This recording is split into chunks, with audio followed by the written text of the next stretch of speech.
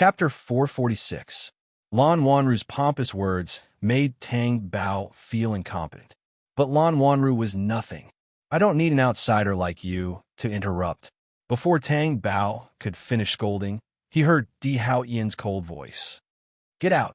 When Tang Bao did not turn around, she thought that he was asking Lan Wanru to leave. When she turned around and met Di Haoyan's cold eyes, she realized that he was asking her to leave. "Di Haoyan, why?" Tang Bao asked, unwilling to give up. "Didn't you hear what I said?" Tang Bao was stung by his cold attitude. She wanted to be angry. She wanted to rage and ask Di Haoyan why he treated her like this. But when she saw the medicine on the bedside table, she suppressed her anger. "Have a good rest. I'll wait for you to be discharged." After Tang Bao finished speaking, he turned around. He wanted to leave, but when he saw Lan Wanru, his expression changed. He said, "It's getting late. Why don't we leave together? I'll send you back." No matter what, she did not want Lan Wanru to continue staying here. Lan Wanru looked at Di Haoyan affectionately and said, "No, I won't go back tonight." "Where will you sleep if you don't go back?" "There's a bed next door. I'll sleep there." Lan Wanru was happy to tell Tang Bao this. Tang Bao looked at the so-called next door. It was just a door. Weren't they in the same room? In other words, Di Haoyan was going to share a room with Lan Wanru? Tang Bao froze. She suddenly turned around and yelled at Di Haoyan. "Are you kidding me?" Di Haoyan looked at her coldly. "Why are you doing this? Did you mean what you said to me before?" Tears welled up in Tang Bao's eyes. He could not restrain his anger. "Did you lose your mind after the operation?" Di Haoyan's face darkened. The bodyguards outside heard the commotion inside and immediately rushed in. "Young Emperor." When they saw that there was an extra person inside, the bodyguards were stunned. He was a little confused. "How did she get in?" When Lan Wanru saw that Di Haoyan and Tang Bao were staring at each other, he anxiously said to Yu Songhuan's bodyguards, "Take her out." The bodyguard went forward to pull the Tang Bao away. Tang Bao did not want to leave at all, but the bodyguard forcefully pulled him back. He pulled the Tang Bao towards the door. Tang Bao's eyes never left Di Haoyan's face. She looked at him, hoping that he could stop this from happening. But there was none. His face was expressionless. There wasn't even the slightest hint of reluctance in his eyes. "Why?" When the door was about to close, Tang Bao was so anxious that tears flowed down his face. But he still watched the door close in front of him. Tang Bao looked at the closed door and almost couldn't breathe. She couldn't believe it. She worked so hard to see Di Haoyan, who was awake, but Di Haoyan treated her like this. Tang Bao looked at Di Haoyan's bodyguard beside him and asked, "How did he become like this? Or is there something he can't say?" "Young madam, why don't you go back and wait first? Maybe the young emperor is emotionally unstable during his illness," the bodyguard said. "Unstable?" If he was unstable, he would let Lan Wanru accompany him? He would let Lan Wanru sleep in the same room as him? When she was not in the castle, Zhongli told her that Lan Wanru stayed in the castle for 2 nights. He stayed in another room and did not say that he would sleep in the same room as Di Haoyan. Was it getting worse now? In the ward, Di Haoyan sat on the bed. Tang Bao's crying eyes were imprinted in his heart. Then he felt a piercing pain in his heart. His hand clutched the left side of his chest. His face was a little pale. It hurt. "Brother Haoyan, what's wrong?" Lan Wanru saw this and hurried forward to ask. Di Haoyan's black eyes looked at Lan Wanru's nervous expression. It was not fake. He was really worried about him. "Don't worry, I'm fine," he said. "Do you want to ask the doctor to take a look?" "No need." Although Lan Wanru wondered why Di Haoyan was clutching his chest, he thought that he should be fine since it was his head that was injured. Tang Bao walked out of the hospital, looking like his soul had left his body. Wang Malay saw this and thought that he should have seen someone, right? Why did he look like this? "Tang Bao, have you seen the young emperor?" Tang Bao was in a daze for a moment and nodded. "Then what's wrong with you?"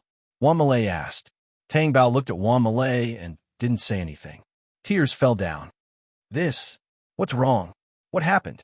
"If that's the case, I wish I didn't climb the building," Tang Bao said hoarsely. "What do you mean?" Wang Malay didn't understand. Could it be that the young emperor's condition has worsened? Worsened. It's getting worse. There's something wrong with his brain after the operation. He's cold to me and gentle to Lan Wanru. He even asked Lan Wanru to watch over him every day and stay in the same room as him. Tang Bao said agitatedly and angrily. Wan Malay was stunned. No way. Could it be that you're mistaken? Yes. I'm thinking what's wrong. Di Hao Ian shouldn't have treated me like this. When the car fell off the cliff, he was still so protective of me and didn't care about his own safety. How could he treat me like this in the blink of an eye? Tang Bao wasn't willing to accept it. When Di Hao Ian had the operation, she was so worried that she couldn't sleep. After Di Hao Ian's operation, she wanted him to wake up quickly every day. After Di Hao Ian woke up, she wanted to see him every day. In the end, he gave her such a big surprise. No one could accept this. Now I finally know why he didn't call me after he woke up. Why I still can't see him after he woke up. He only has Lan Wanru in his eyes now. He even scolded me for Lan Wanru. The more Tang Bao spoke, the more upset he felt. The more he spoke, the more aggrieved he felt. Tang Bao, even I don't believe it, let alone you. In the past, the young emperor even threatened me in order to find you. Wan Malay stopped halfway. She looked at Tang Bao a little guiltily. Tang Bao was still in grief and didn't realize that there was something wrong with Wan Malay's words. Wan Malay didn't know if this was a good thing or a bad thing. It was good that he didn't hear it. When Di Hao Ian went to find her, he actually wanted to know where Tang Bao was, and she directly told him about the drugging. This was a misunderstanding. Yes, a misunderstanding. Could it be that someone threatened him? Tang Bao asked, breaking down. Do you think anyone can threaten him? Tang Bao asked again. Even he himself felt that it was a joke. Then what should we do now? Wan Malay felt confused.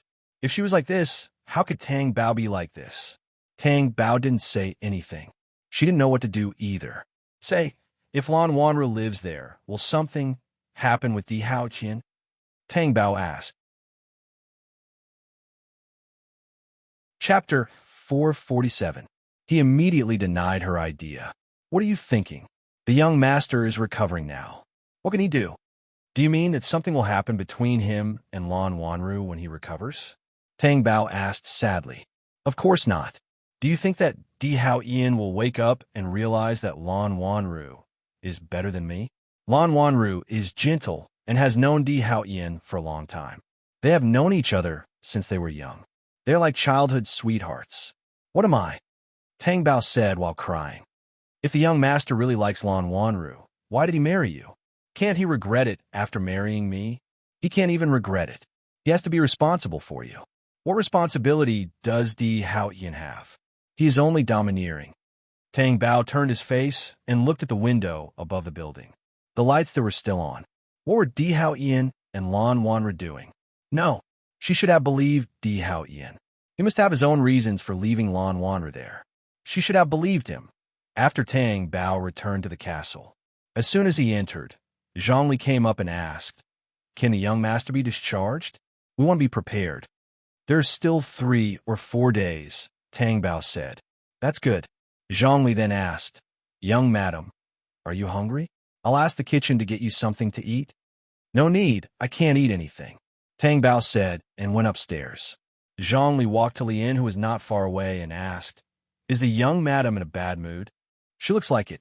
Logically speaking, the young madam should be very happy that the young master is coming back, right? I know. Lian looked at her. What do you know? It must be because young madam misses the young master too much. That's why she's like this. Isn't it said that you can miss someone so much that you can't eat or drink? Lian ignored her and turned to leave. Am I wrong? Zhongli muttered unhappily. Tang Bao returned to his room. He slumped onto the bed. He stared at the ceiling in a trance. She could not believe that Di Hao Ian would treat her so coldly. But how do you explain that pair of cold eyes and attitude? She chose to believe Di Hao Ian for her own reasons. But how could she calm herself down? Lan Wanru's triumphant face pierced her heart. Di Hao Ian, on the other hand, looked on coldly. The car fell off the cliff with Di Hao Ian. That was the same shock she felt when Di Hao Ian jumped off the cliff for her. Also, during the checkup, he asked her to kiss him. Could it be that all of this was fake? Tang Bao thought in despair. Could it be that she still couldn't see through Di Hao Ian? During the day, Yu Song-hwan went to the hospital. She saw Lan Wanru by Di Hao Ian's bedside. She immediately felt gratified.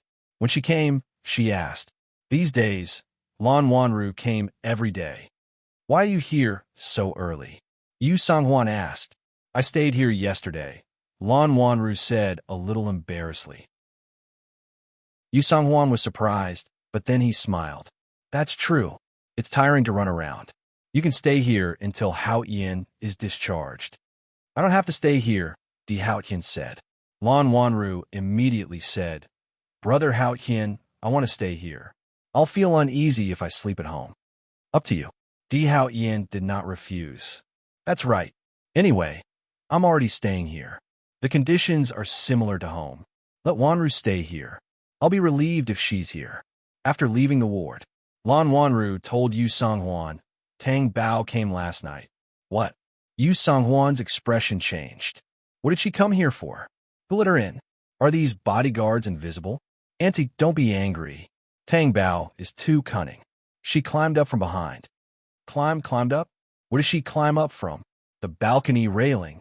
Yu Song-hwan could not believe Tang Bao's audacity. Where she fell down. Yeah, I was shocked. She probably got anxious because she hadn't seen Brother Hao Ian for a long time.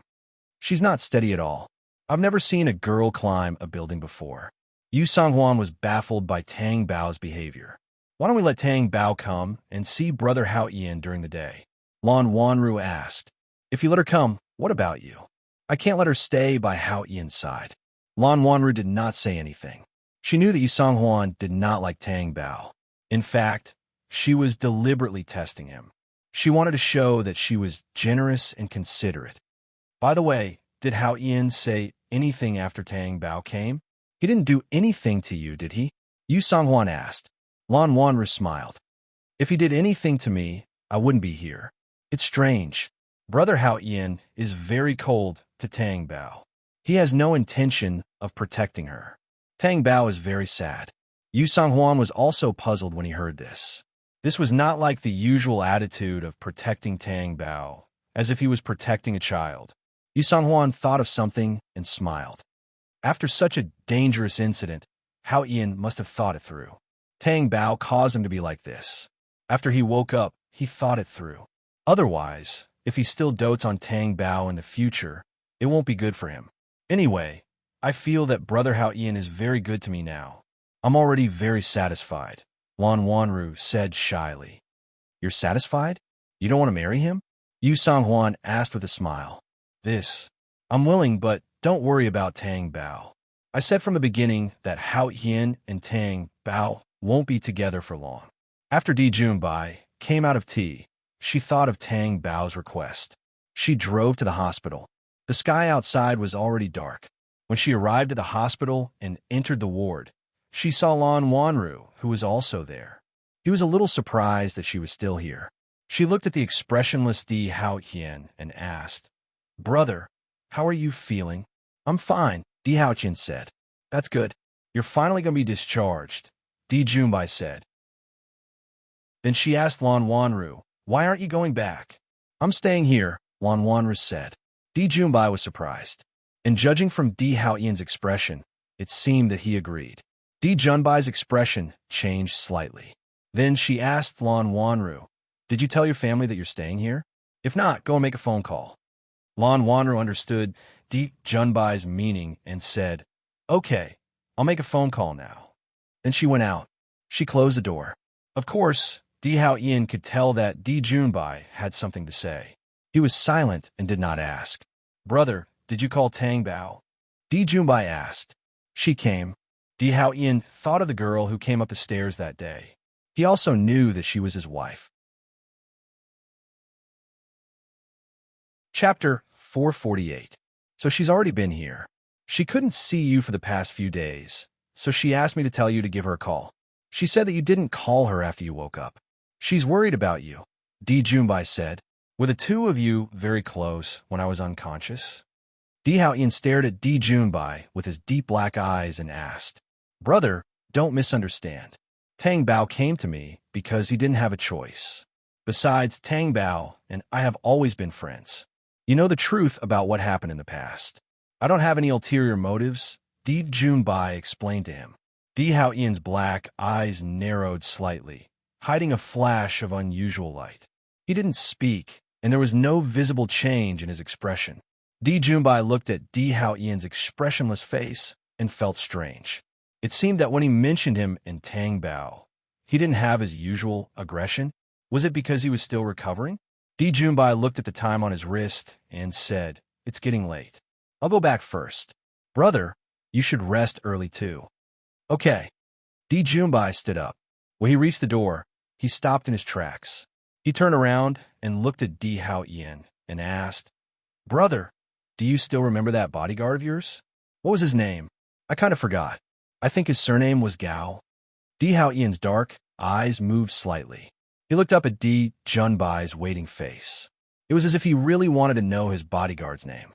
He had a very determined expression.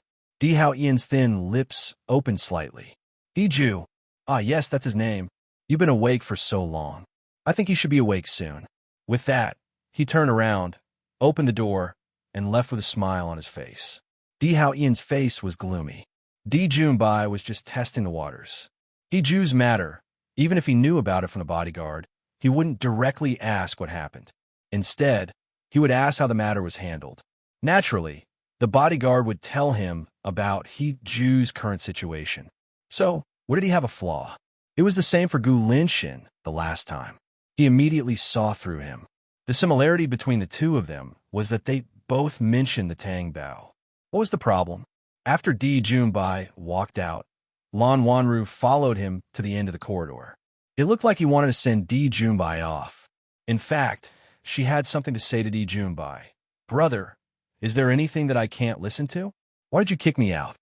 "It's nothing. I just mentioned the Tang Bao and was worried that you would feel uncomfortable." "Of course I'll feel uncomfortable. Also, you better not mention the Tang Bao in front of Brother Hao Ian." "What happened?" "Because it seems like Brother Hao Ian is treating me better now.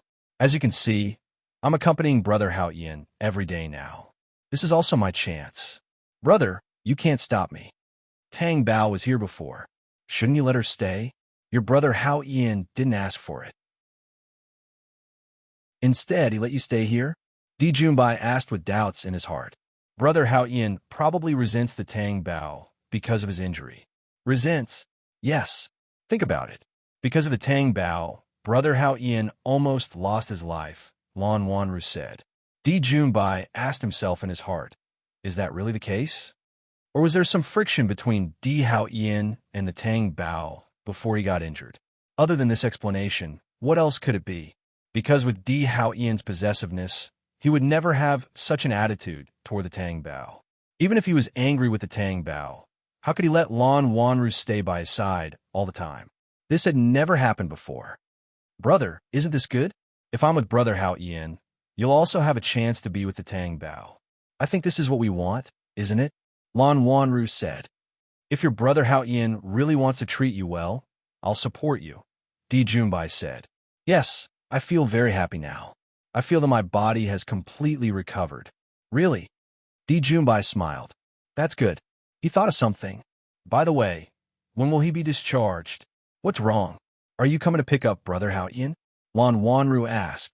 I'll let Tang Bao know. When Lan Wanru's eyes lowered slightly, a calculation flashed through his eyes. When he looked up again, he said, the day after tomorrow. Then you stay here and accompany him. I'm going back. Di Junbai left the hospital. After he got into the car, he called Tang Bao. When the call went through, Tang Bao's voice came through. Brother Junbai, you've seen my brother? Di Junbai asked. I've seen him. Then why aren't you here? Tang Bao was silent for a moment and said, since you know, it means that you've been to the hospital. You must have seen Lan Wanru, right? Yes, she's here. That's why I'm curious. Why isn't it you? When he heard Di Junbai's confirmation, Tang Bao felt as if his insides were being soaked in sulfuric acid. I don't know either. He's very cold to me. It's as if he's a different person. Did you two quarrel before the accident? Di Junbai asked. No, everything is fine. I was thinking, could it be that Di Hao Ian's temperament changed drastically after the accident? Is he regretting saving me? Does he feel that it's dangerous to be with me? Although she felt that compared to Di Hao Yin, the latter was more dangerous and terrifying, she could only think of this possibility. Perhaps everyone cared about their own lives the most. However, when he thought of this, Tang Bao felt very hopeless. She was at a loss and did not know what to do. Di Hao Yan's change caught her off guard. I'm not too sure about that. Maybe he's like this in the hospital and will be better after he's discharged. You don't have to be too sad. He used to be quite good to you, Di Junbai said. Quite good. When Tang Bao thought the word quite good, his heart began to waver. At that time, when the child was gone, Di Hao Yan's attitude towards her was very heartless and terrifying. Therefore, she suspected that Di Hao Yan did not have any feelings for her at all. His kindness to her was just a joke. If this had not happened, she would still have thought so. However, when Di Hao Yan risked his life for her, Tang Bao regretted her importance to Di Hao Yan. However, who could tell her now why Di Hao Yan had returned to the way he used to be? What on earth did she do? She did not do anything. During the checkup, Di Hao Yan even asked her to kiss him. She kissed his thin lips. Everything was fine. There was no problem. What went wrong?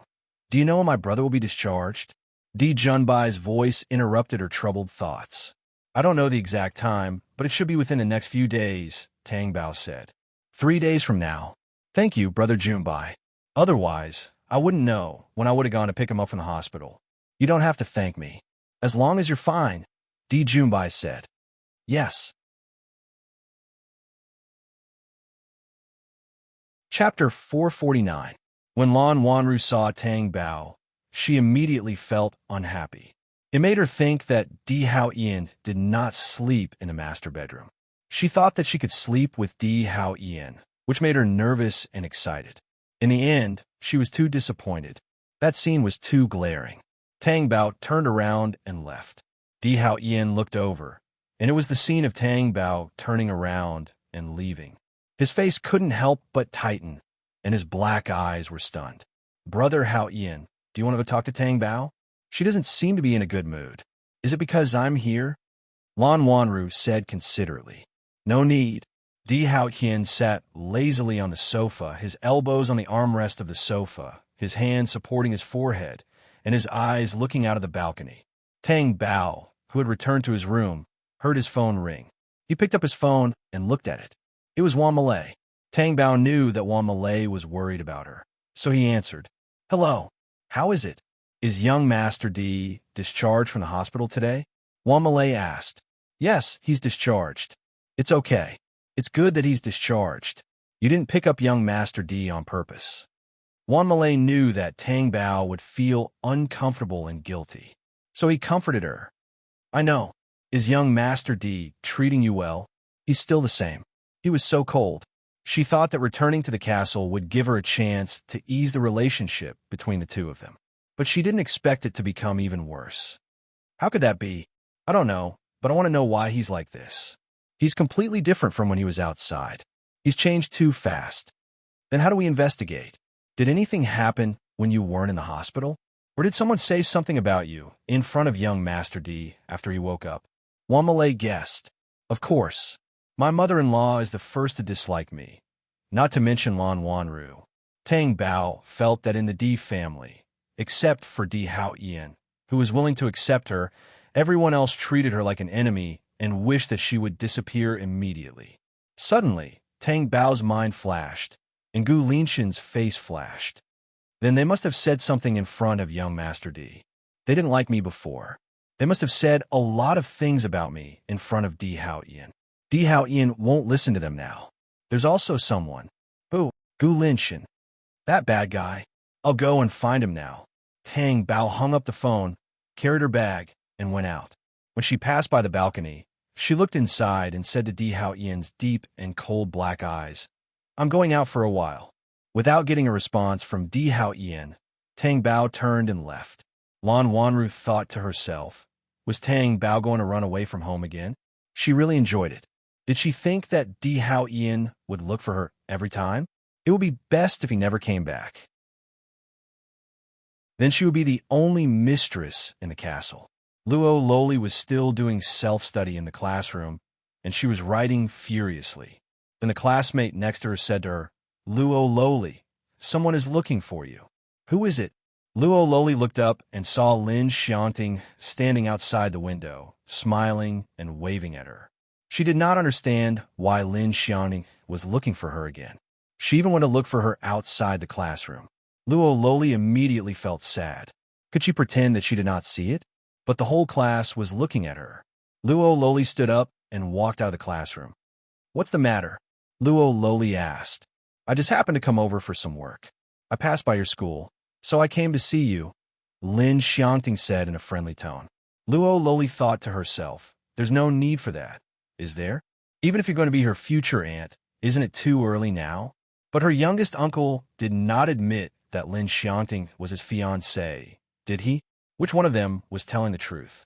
Luo Loli naturally chose to believe her youngest uncle. "Why don't we go have a seat and then have dinner? I came all the way here. You can't refuse me, can you? And I really want to be close to you. I'm going to marry Lin Xin in the future, and you're also my niece. Don't you think so?" Luo Loli refused on the surface and in her heart. "I'm still in class. It's not convenient for me to go." "It doesn't matter. I've already told your teacher. Otherwise, how could I come to you directly?" Luo Loli was speechless. In the end, Luo Loli was dragged to the cafe by Lin Xianting. Lin Xianting seemed to be more enthusiastic than before. It seemed like she didn't have any ulterior motives. "This cafe even has staple food. It's a set meal. I've eaten it before, and it tastes pretty good. You could try it later. I'll leave after a while. Otherwise, if I don't go home for dinner, my youngest uncle will be angry." Luo Loli was telling the truth. Ever since she started studying here, she had never gone home on time. This was also Gu Linxin's rule. "Then give Linxin a call and tell him that you're eating out with your classmates. You'll go home after dinner," Lin Xianting instructed her. Luo Loli thought to herself, "Why didn't he tell the truth and say that he wanted to eat with you?" Lin Xianting saw the confusion on Luo Loli's face. She smiled and said, "I'm just embarrassed. I'll tell Linxin after some time." While Luo Loli was still hesitating, a figure walked over and cast a shadow on their table. With a mellow male voice, he said, "It's not good to teach children to lie." Lin Xianting and Luo Loli both raised their heads and saw Gu Linxin descending like a god. His eyes were cold and emotionless. Lin Xianting looked a little nervous, and so did Luo Loli. "Sit here."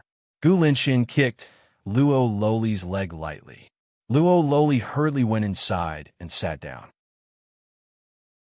The seats were connected to the sofa, so Gu Linxin and Luo Loli sat together. Gu Linxin leaned his upper body back. He looked at Lin Xianting coldly and said, "Or was this how the Lin family teaches you?" Lin Xianting's face froze for a moment. Then she smiled and said, "You've misunderstood. I mean no harm. I told Loli that I would treat her to a meal. Don't I have food at my place? Do I need you to treat me?" Gu Linxin did not give her any face at all. Lin Xianting was stunned by his words, and she could not hide her embarrassment even if she wanted to. However, she did not want to ruin her relationship with Gu Linxin. She smiled helplessly and said, "Linxin, of course, that's not what I meant. I feel that Loli and I hit it off quite well. I like Loli very much, so I'm just having a meal with her. I'll send her back after the meal. But since you're here, why don't we eat together?" Lin Xianting was quite tactful. However, what kind of person was Gu Linxin? Would he be so easily spoiled? His expression did not change for the better because of Lin Xianting's words. Instead, it was as cold as ice. "Loli and I will eat here. You don't have to. It's better for you to go back as soon as possible." Gu Linxin rejected her directly, his eyes sharp. Chapter 450. Just as Gu Linxin had said, he had no choice but to marry Tang Bao. That was the only way to make sense. However, how would Tang Bao know if he had lost his memory? If he didn't know, wouldn't he be able to tell at a glance? If Di Hao Ian's vigilance was 9 points in the past, then it was 10 points now. Di Hao Ian, who had lost his memory, didn't know who he should trust, so he was especially vigilant. Everyone's words to him were taken apart and analyzed by him. Tang Bao looked at Di Hao Yin in silence. She wondered what was going on with him. If she had said this in the past, Di Hao Yin would have pounced on her. Of course, she wasn't in a hurry to pounce on Di Hao Yin. It was just that his reaction was too abnormal. She looked at the glass shards on the ground. Tang Bao was afraid that she would stab Di Hao Yin, so she squatted down to pick up the shards. However, she had never done such a thing, so the shards cut her hand. Ah! Tang Bao screamed. Blood suddenly flowed out of her slender, white fingers. When Di Hao Yin saw the blood, his expression changed. He pulled Tang Bao over and growled, "What are you doing?" Tang Bao was pulled toward Di Hao Yin's chest, and she was pressed against his firm chest. She stared blankly at Di Hao Yin's intense reaction. Di Hao Yin, all of these reactions were too familiar to her. Tang Bao didn't know that this was just an instinctive reaction of Di Hao Yin's body.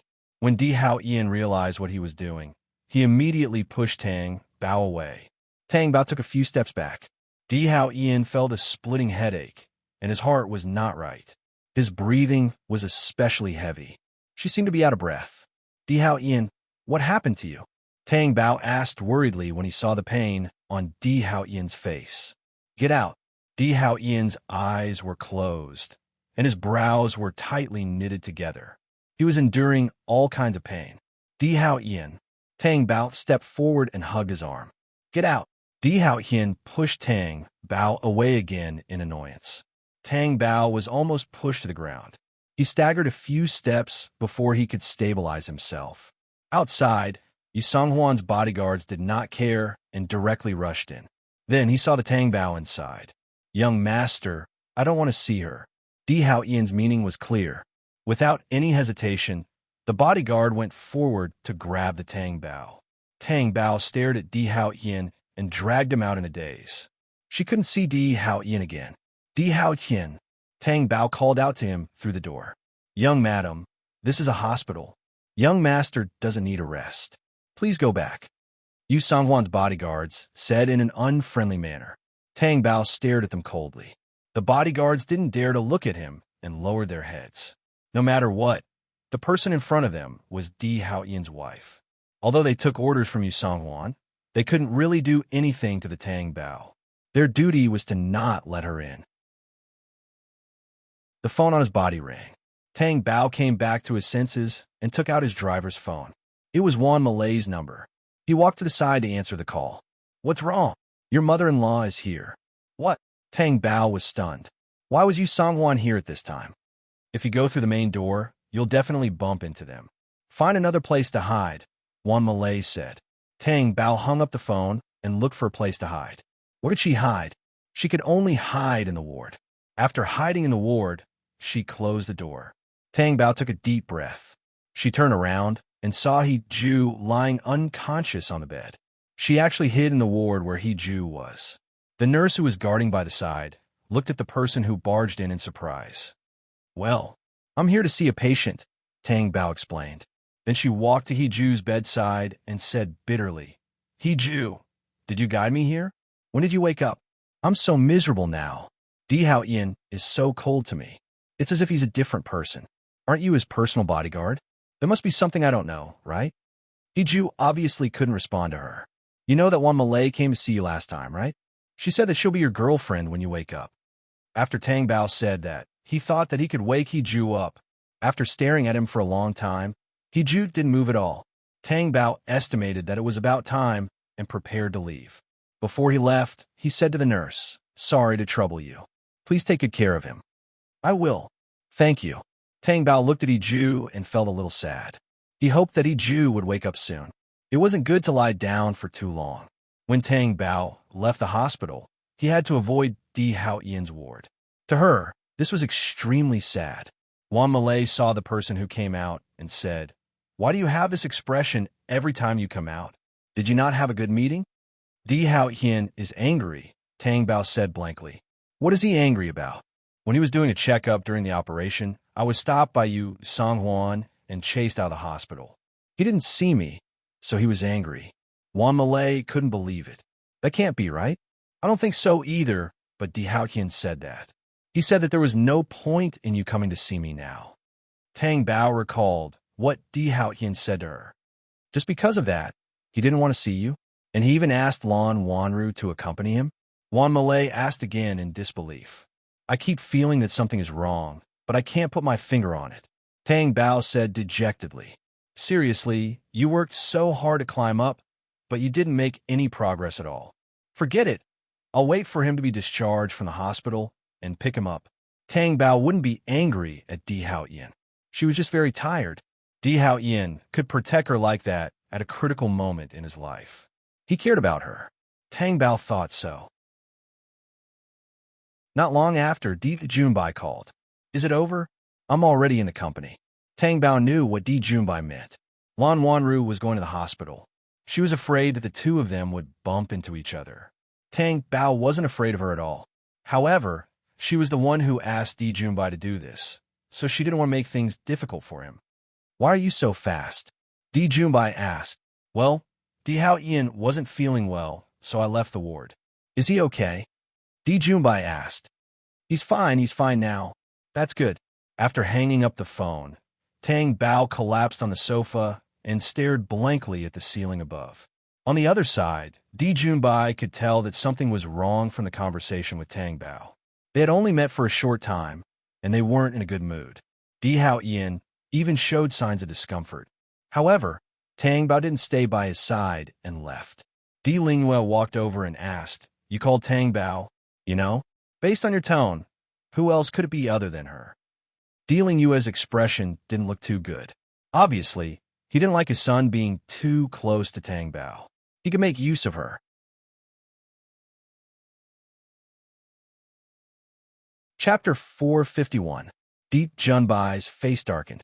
He didn't say anything. Wanru has been accompanying Di Haotian recently. Why don't you put your hopes on her? Don't get too close to Tang Bao. It might backfire, Di Lingyue said. I feel that there's something wrong with my brother, Di Junbai said. What do you mean? His attitude towards Tang Bao. In my impression, he's too possessive of Tang Bao. Why did he become so cold after the operation? I thought that when he woke up, Tang Bao would be the one by his side, not Wanru. Isn't that because of you, Songhuan? Auntie can control Di Haotian when he's unconscious, but she can't control Di Haotian when he's awake, Di Junbai said. What do you mean? I've tested him, but there's no problem. Then isn't it a waste of your words? Di Junbai looked into the distance and said, But my brother is not an ordinary person. Di Lingyue didn't quite understand what he meant. Di Junbai didn't continue. When he saw Lan Wanru walking over, he only said, I'll send Wanru to the hospital. After that, he left. 2 days later, Tang Bao went to the company, as usual. He didn't go to the hospital these 2 days. He waited on the way to the company. Anyway, it was only these 2 days. She would wait patiently. Di Haotian walked out of the hospital. He was wearing a black suit and a black windbreaker. His complexion was as calm as usual. Even his aura was still as strong as ever. It was deep and intimidating. When Di Haotian was about to get into the car, he stopped in his tracks. He looked elsewhere as if he was looking for someone. There were only bodyguards, Yu Songhuan and Lan Wanru. Lan Wanru asked, Brother Haotian, what's wrong? I'm fine. Di Haotian looked away and got into the car. When the servants in the castle saw Di Haotian come back, they were all stunned. As the supervisor, Lin was only stunned for a moment before he hurriedly did what he was supposed to do. Young master, you're back. Li Yin stepped forward. Di Haotian stared at Li Yun for a long time. It made Li Yin feel a little weird. However, Di Haotian quickly withdrew his gaze and looked elsewhere. Li Yin thought, is this an illusion? Brother Haotian, it still feels good to be home, right? Lan Wanru asked considerately. Yu Songhuan asked the servant, is the food ready? Li Yin lowered his head. I'll go tell the kitchen now. Why? Don't you know that the young master is coming back today? Yu Songhuan's face was serious. Li Yin looked behind him, and Zhongli immediately ran to the kitchen. Lan Wanru said to Di Haotian, Brother Haotian, shall I send you back to your room to rest? Lan Wanru and Di Haotian went upstairs while Yu Songhuan was downstairs. He asked Li Yin, where's Tang Bao? Young madam went to the company. It seems that the company is still more important to her. Her husband was discharged from the hospital as if nothing had happened. According to Yu Songhwan's character, he would directly drive her out.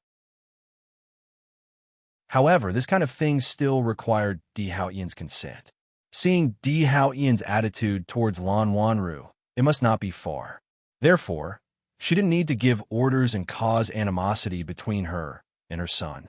After returning to the room, they went into the bedroom. Along the way, Di Hao-Ian was unfamiliar with everyone and everything. He didn't even remember the way to his own room. If it weren't for Lan Wanru, he wouldn't have returned to his room with a normal expression.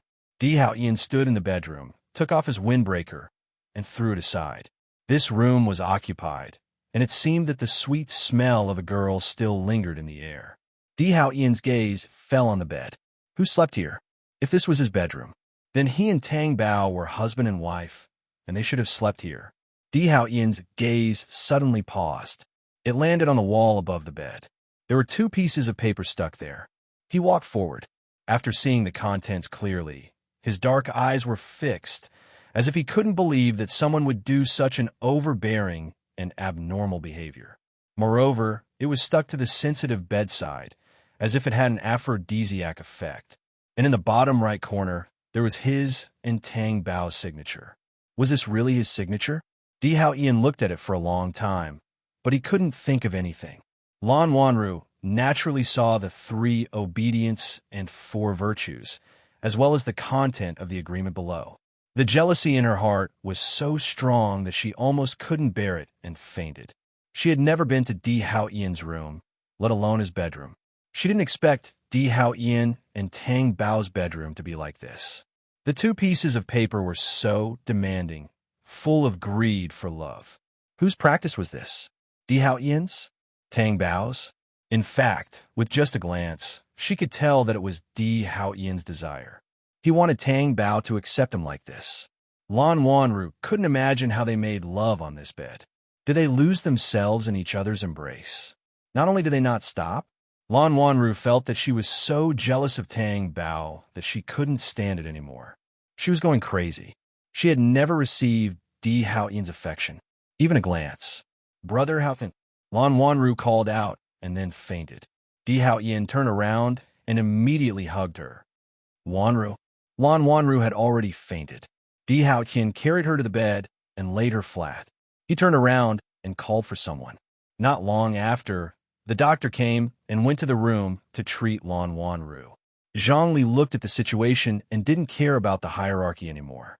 He grabbed Lian and asked, "What's going on? Why did the young master come back? And why did he let Lan Wanru stay in the young master and young madam's room?" Lian sighed deeply and said, "I don't know if young madam will be happy when she finds out that the young master is back. I'll call young madam. How did she get the time wrong?" The young master is clearly coming back today. Lian didn't stop him, because there were some things that had to be faced sooner or later. Tang Bao was still wandering around the company. Then, he received a call from Zhongli. "What did you say?"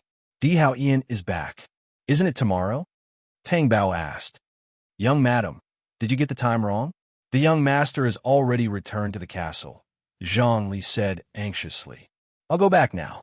Tang Bao hung up the phone and ran into the office. The other employees thought that something big had happened. Tang Bao rushed into the office to get his bag. Wang Malay asked, "What's wrong?" "Di Hao-Ian has been discharged from the hospital." Isn't it tomorrow?" "I don't know either. The castle called and said that Di Hao-Ian has already gone back." "Then you should hurry back." "Okay." Tang Bao rushed home and asked Zhongli when he entered the hall, "Where's Di Hao-Ian?" "In the room." Tang Bao wanted to go back to the room. However, he was stopped by Zhongli. Tang Bao looked at her hesitant expression and asked, "What are you doing?" Young madam." Chapter 452. I want to tell you that Lan Wanru is also in your room. Tang Bao was stunned for a few seconds. Without saying anything, she broke free from Zhongli and ran into the room. Tang Bao ran into the bedroom. Not only did she see Lan Wanru, but she also saw Lan Wanru lying on her and Di Hao-Ian's bed. And Di Hao-Ian was sitting on the edge of the bed, looking at Lan Wanru, who had just woken up. It was as if she had ruined the scenery by rushing over in such a hurry. Di Hao Yin turned his face and looked at her, his face expressionless. There was no need to hide his expression at all. His blatant behavior made Tang Bao sore and angry. She pointed at Lan Wanru and yelled at him. Are you kidding me? It's fine if you brought her back in the past, but now you not only brought her back, but also let her sleep in my bed? Di Hao Yin, is there something wrong with you? Di Hao Yin had received information that he had brought Lan Wanru back more than once. Therefore, there was an intimate relationship between him and Lan Wanru. Otherwise, he wouldn't have brought her here. Is it important? Di Hao Yin asked. Tang Bao couldn't believe Di Hao Yin's words. That kind of questioning, that kind of indifference, all of it made Tang Bao's heart break. Not important? Then what do you think is important? Tang Bao asked. Di Hao Yin, don't tell me that you've only just realized that Lan Wanru is the most important thing to you? Di Hao Yin's dark eyes narrowed slightly. With a deep look, he didn't say anything. Is this really what you want to do to me? Is this your true heart? Di Hao Yin, what's wrong with you to bring Lan Wanru back? Tang Bao asked, crying. What did she do wrong? Why did Di Hao Yin always treat her differently? She's sick. Can't you understand? Di Hao Yin asked coldly. How can I understand this kind of thing? Di Junbai is not feeling well. Can I borrow this bed? Tang Bao asked. Up to you. When Di Hao Yin said these two words, his heart beat abnormally, but it soon returned to normal. Tang Bao looked at Di Hao Yin in disbelief and asked, What did you say? Follow me? Tang Bao almost could not recognize the Di Hao Yin in front of him. At that time, even though Di Hao Yin was heartless, cruel, and cold because of the child, he would appear whenever she was in contact with someone of the opposite sex. He would get angry and press her down on the bed, making it impossible for her to get out. But what was he saying now? Follow her? I don't think I need to say it a second time, Di Hao Yin said coldly. Tang Bao stood there frozen. Even his blood froze. Di Hao Yin simply stopped looking at her. Yes, he did not need to say it a second time, because Tang Bao had heard it clearly. But that was because she could not believe it. She could not believe her eyes. She could not believe her ears. Was the person in front of her still the Di Hao Yin she knew? Was he still the Di Hao Yin who threw her out of the car to save her? Why was it like this? The room was so quiet that it was depressing. Lan Wanru lay on the bed, feeling very happy. But she would not show it. She pretended to be innocent and said to Di Hao Yin, Brother Hao Yin, I'd better get up. This is your and Tang Bao's bed. I can't sleep on it. As she said that, she was about to get up from the bed. Di Hao Yin stopped her directly. No need. We'll talk about it when you're better. Lan Wanru looked at Tang Bao, whose face was pale. In the past, it was always her face that was pale. Now it was Tang Bao's turn. It would be better if she could give her sick body to Tang Bao. That would be even better. Tang Bao, you don't mind, do you? When I'm better, I won't be in this room anymore. Tang Bao clearly saw the smugness hidden in Lan Wanru's eyes. The more he looked, the angrier he became. He lost his mind and went forward, grabbed Lan Wanru's arm, and was about to pull her off the bed. Get the hell out of here. Lan Wanru was so scared that she screamed exaggeratedly. Di Hao Yin's expression changed, and he pushed Tang Bao away. She had used her power. Tang Bao was pushed to the ground. Di Hao Yin was stunned and stared at Tang Bao on the ground. Especially when Tang Bao looked up, the pain in her eyes made his heart tremble. He didn't like this feeling very much, so he turned his face away and didn't look at her anymore. Tang Bao held back her tears and slowly got up from the ground. She looked at Di Hao Yin's side profile and asked, If that's the case, why did you ask me to come back? Why did you save me? Di Hao Yin, you want me to see you clearly? I really can't. Why don't you tell me personally what you want? Don't you think you changed your face too quickly? Or did you regret coming to me after the operation? Did you only realize that the person you want is Lan Wanru? Are you telling me now? Do I need to explain to you? Di Hao Yin looked at her sharply. He instinctively didn't want to explain. Perhaps he didn't know how to explain at all. But we're husband and wife. If you don't explain to me, who are you going to explain to? Tang Bao asked angrily. Then she took a step back and said, Di Hao Yin, if you let Lan Wanru leave now, I'll let bygones be bygones. I've said it before. Wait until she gets better. Tang Bao's face turned red with anger, and she shouted angrily, Di Hao Yin, what are you arguing about? Yu Songhuan walked into the room. He looked around and finally fixed his gaze on Tang Bao. I heard you shouting from afar. What are you arguing about? Don't you know that Hao Yin just went to the hospital today? Wanru is not feeling well and has just woken up. Can't you know your limits? Tang Bao looked at her and asked, Is it my fault? Isn't it? I heard that you crawled into Hao Yin's ward last time and gave Hao Yin a headache. Are you going to give Hao Yin a headache now? As a wife, you should be gentle and considerate. What did you do? Which part of you looks like a daughter-in-law of the D family? Tang Bao's heart ached so much that tears flowed down her cheeks. She was powerless to refute. She did not look like a daughter-in-law of the D family. She had never thought that she would marry Di Hao Yin. She had never thought that marrying Di Hao Yin would be so painful. Tang Bao looked at Di Hao Yin with grievance and innocence in her eyes, but no one helped her. In this castle, the only person who could help her was Di Hao Yin. But now, she seemed to be fighting alone while Di Hao Yin looked on coldly. Tang Bao looked down weakly and turned to walk out of the room. Out of the room, Tang Bao could not stop crying. Li Yin and Zhang Li, who were walking over, were stunned when they saw this scene. Zhang Li went forward and asked, Young madam, what happened? As soon as she asked, she felt Li Yin's glare. Zhang Li thought to herself, what did I ask wrong? She was concerned about young madam. Tang Bao did not say anything. She walked towards the stairs. Did I say something wrong? Zhang Li asked Li Yin nervously.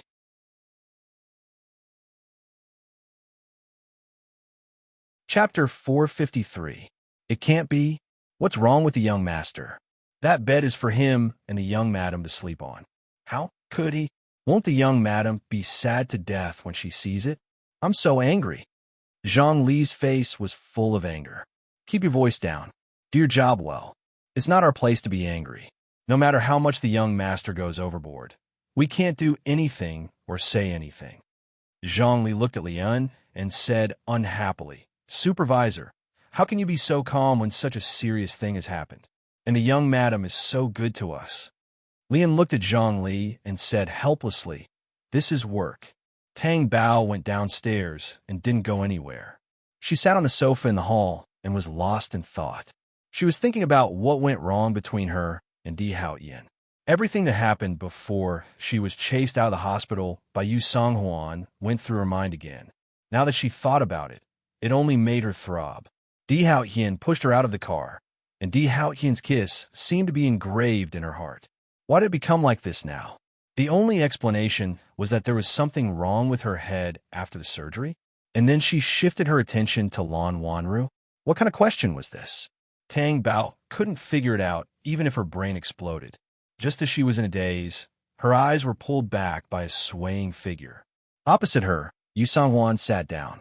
Looking at Tang Bao's appearance, he asked, Are you going to run away from home in anger again? That's good.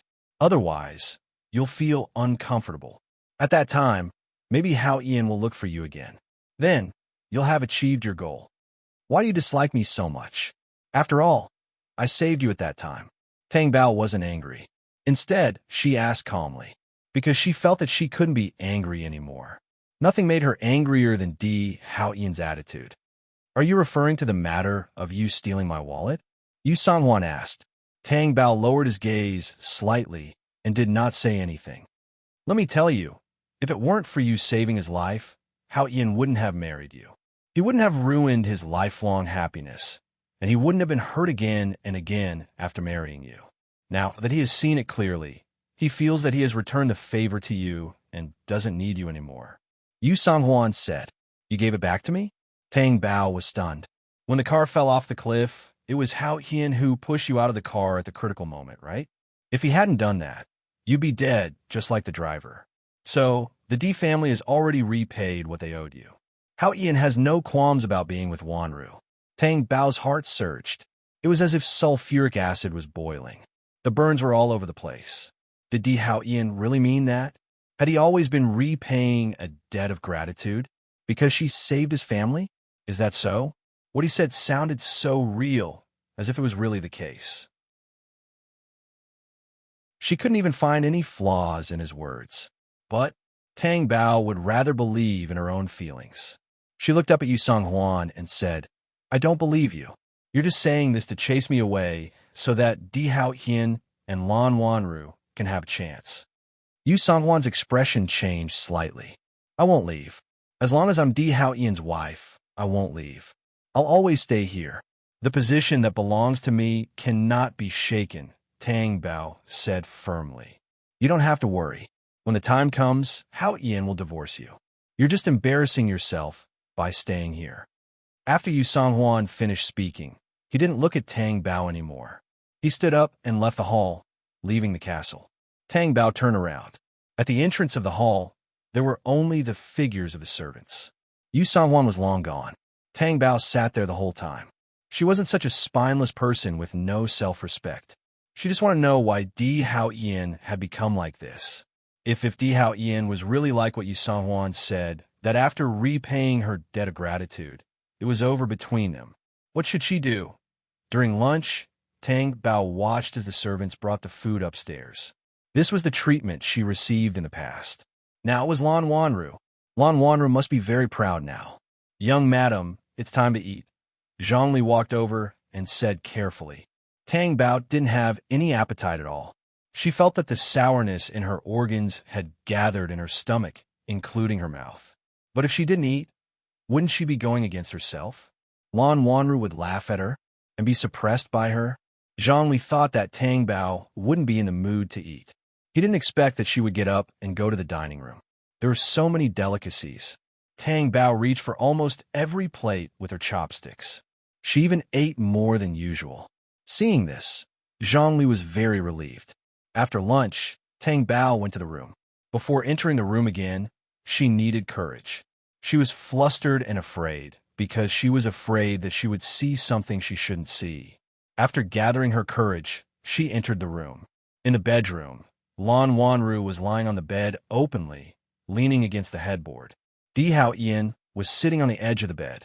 It was as if the person who had just been discharged was Lan Wanru and not Di Hao Ian.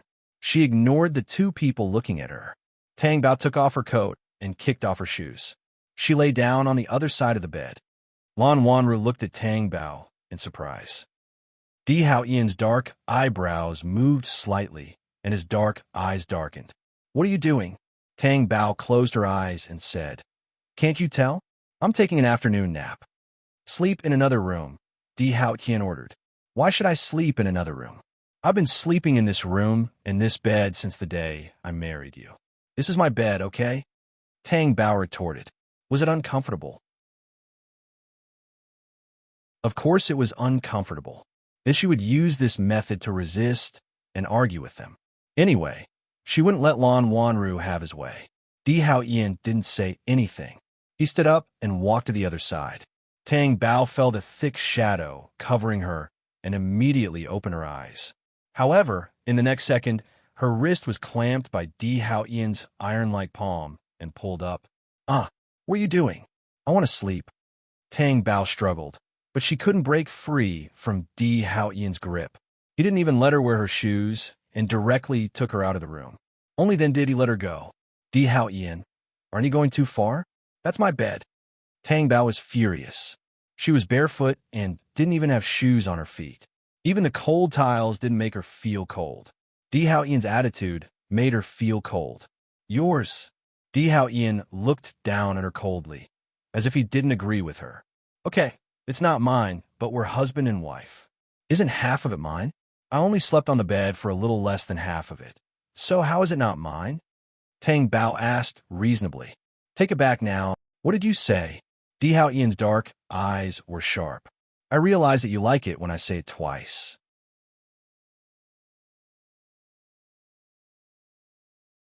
Chapter 454. Was she the one with the problem? It was clearly Di Hao Ian who made her feel incredulous. Everything he did and said was so ridiculous. Stop fooling around. If you want to sleep, go find your own room. After Di Hao Ian finished speaking, he turned around and went into the room. Just as the door was about to close, Tang Bao barged in and grabbed Di Hao Ian, who was about to leave. She looked at Di Hao Ian with her clear eyes full of grievance and pity. Di Hao Ian, are you really going to treat me like this? Have you forgotten what you said to me before? Were your words bewitching potions? My memory isn't very good. What did I say? Tang Bao asked angrily. Aren't you too much of a bastard? Di Hao Qian was testing her, but to Tang Bao, it was a form of disregard, empty words, and sarcasm. Di Hao Qian pulled his hand back with a cold expression, but Tang Bao held it tightly again and said, Di Hao Qian, you just got discharged from the hospital. You need to rest. Let me take you to your room, okay? She didn't want Di Hao Qian to sleep in the same bed as Lan Wanru. She wouldn't be able to stand it. Di Hao Qian's dark eyes stared at the tears in Tang Bao's eyes. His clear eyes seemed to be only suitable for holding happiness, not sadness. Brother Hao Qian, are you outside? I'm not feeling well. Lan Wanru's voice came from the bedroom. Di Hao Qian came back to his senses and pulled Tang Bao back, once again shutting her out. Before Tang Bao could react, the door was closed. Tang Bao stood there barefoot and stared blankly at the cold door in front of her. Tears welled up in her eyes. Why did he treat her like this? What did she do wrong? Di Hao Qian, what do you want to do? Can you tell me? At least let me know if your heart is really with Lan Wanru, or is it to say that I'm nothing in your heart? Young madam, put on your slippers. Zhongli brought the slippers over and placed them beside her fair feet. Her little feet stepped on the ground, and they were red from the cold. Tang Bao lowered his head and looked at the shoes.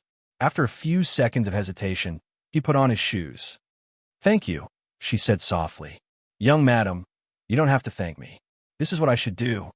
Tang Bao's eyes flickered. If the mistress of this place became Lan Wanru, then it wouldn't be their place anymore. Is the room I used to live in still there? Tang Bao asked. Yes. Tang Bao did not say anything and walked towards the room. Young madam, Zhongli looked at her sadly. I'm fine. Tang Bao walked into the room without looking back. After entering the room, he sat on the edge of the bed in a daze.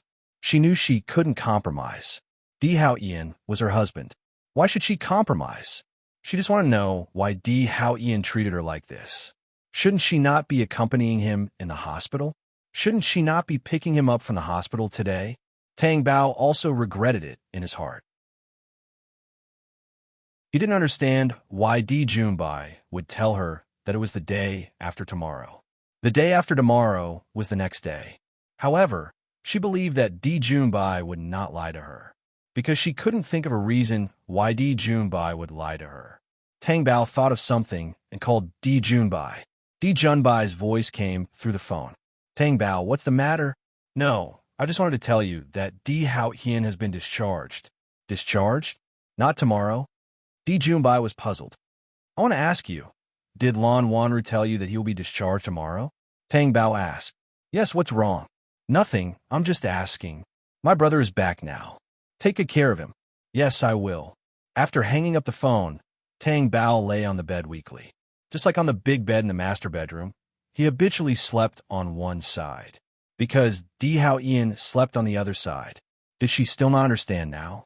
All of this was Lan Wanru's scheme. He deliberately told Di Junbai the wrong time, so that she would lose the opportunity to pick up Di Hao Qian. Then, he brazenly entered her bedroom and slept on her bed, occupying her spot on the other side of the bed. What made her even more disappointed was Di Hao Qian's attitude. How could he really let Lan Wanru achieve his goal? She did not understand. And what if Di Hao Qian really felt that he had repaid his debt and wanted to give up on her? What should she do? Tang Bao felt that the relationship between her and Di Hao Qian seemed to have entered a vicious cycle. It would always become an unmanageable situation. Tang Bao was staring at the curtains in a daze. Then, the bed sank and she was stunned. Thinking of something, she turned around in shock and saw Di Hao Qian lying beside her with his eyes closed. Why was he here? Why was he sleeping beside her? Didn't he want to accompany Lan Wanru and even sleep with her? I need to rest. Di Hao Qian's long and narrow eyelids gave people a feeling of sharpness as he opened his thin lips slightly. It was as if he was warning Tang Bao not to make a scene. Tang Bao felt uncomfortable when she heard that. Why didn't you say that you needed to rest when you were accompanying Lan Wanru just now? But seeing that Di Hao Ian had returned to her side, she could choose not to mention it. Tang Bao still asked the question in her heart. Why are you here? I thought, since we are husband and wife, then we should sleep together, Di Hao Ian said. Di Hao Ian did not have any memory. Everything he did was based on his own feelings and judgment. And according to his judgment, he and Tang Bao slept on the same bed. Even if he was forced to marry Tang Bao, as others said, the two of them slept together. Tang Bao did not know what to say when she heard Di Hao Ian's words. Happy? But she could not feel happy. She really wanted Di Hao Ian to tell her why all of this was happening. They could talk about their heartfelt thoughts when they were sleeping together. But when she remembered that Yu Songhuan said that she made Di Hao Ian have a headache in the hospital, she did not continue to ask. She lay down again and pressed her cheek against Di Hao Ian's strong arm. Di Hao Ian did not reach out to hug her. She only approached him one-sidedly. Di Hao Ian opened his closed eyes and looked at Tang Bao's sleeping posture. He did not push Tang Bao away, nor did he move.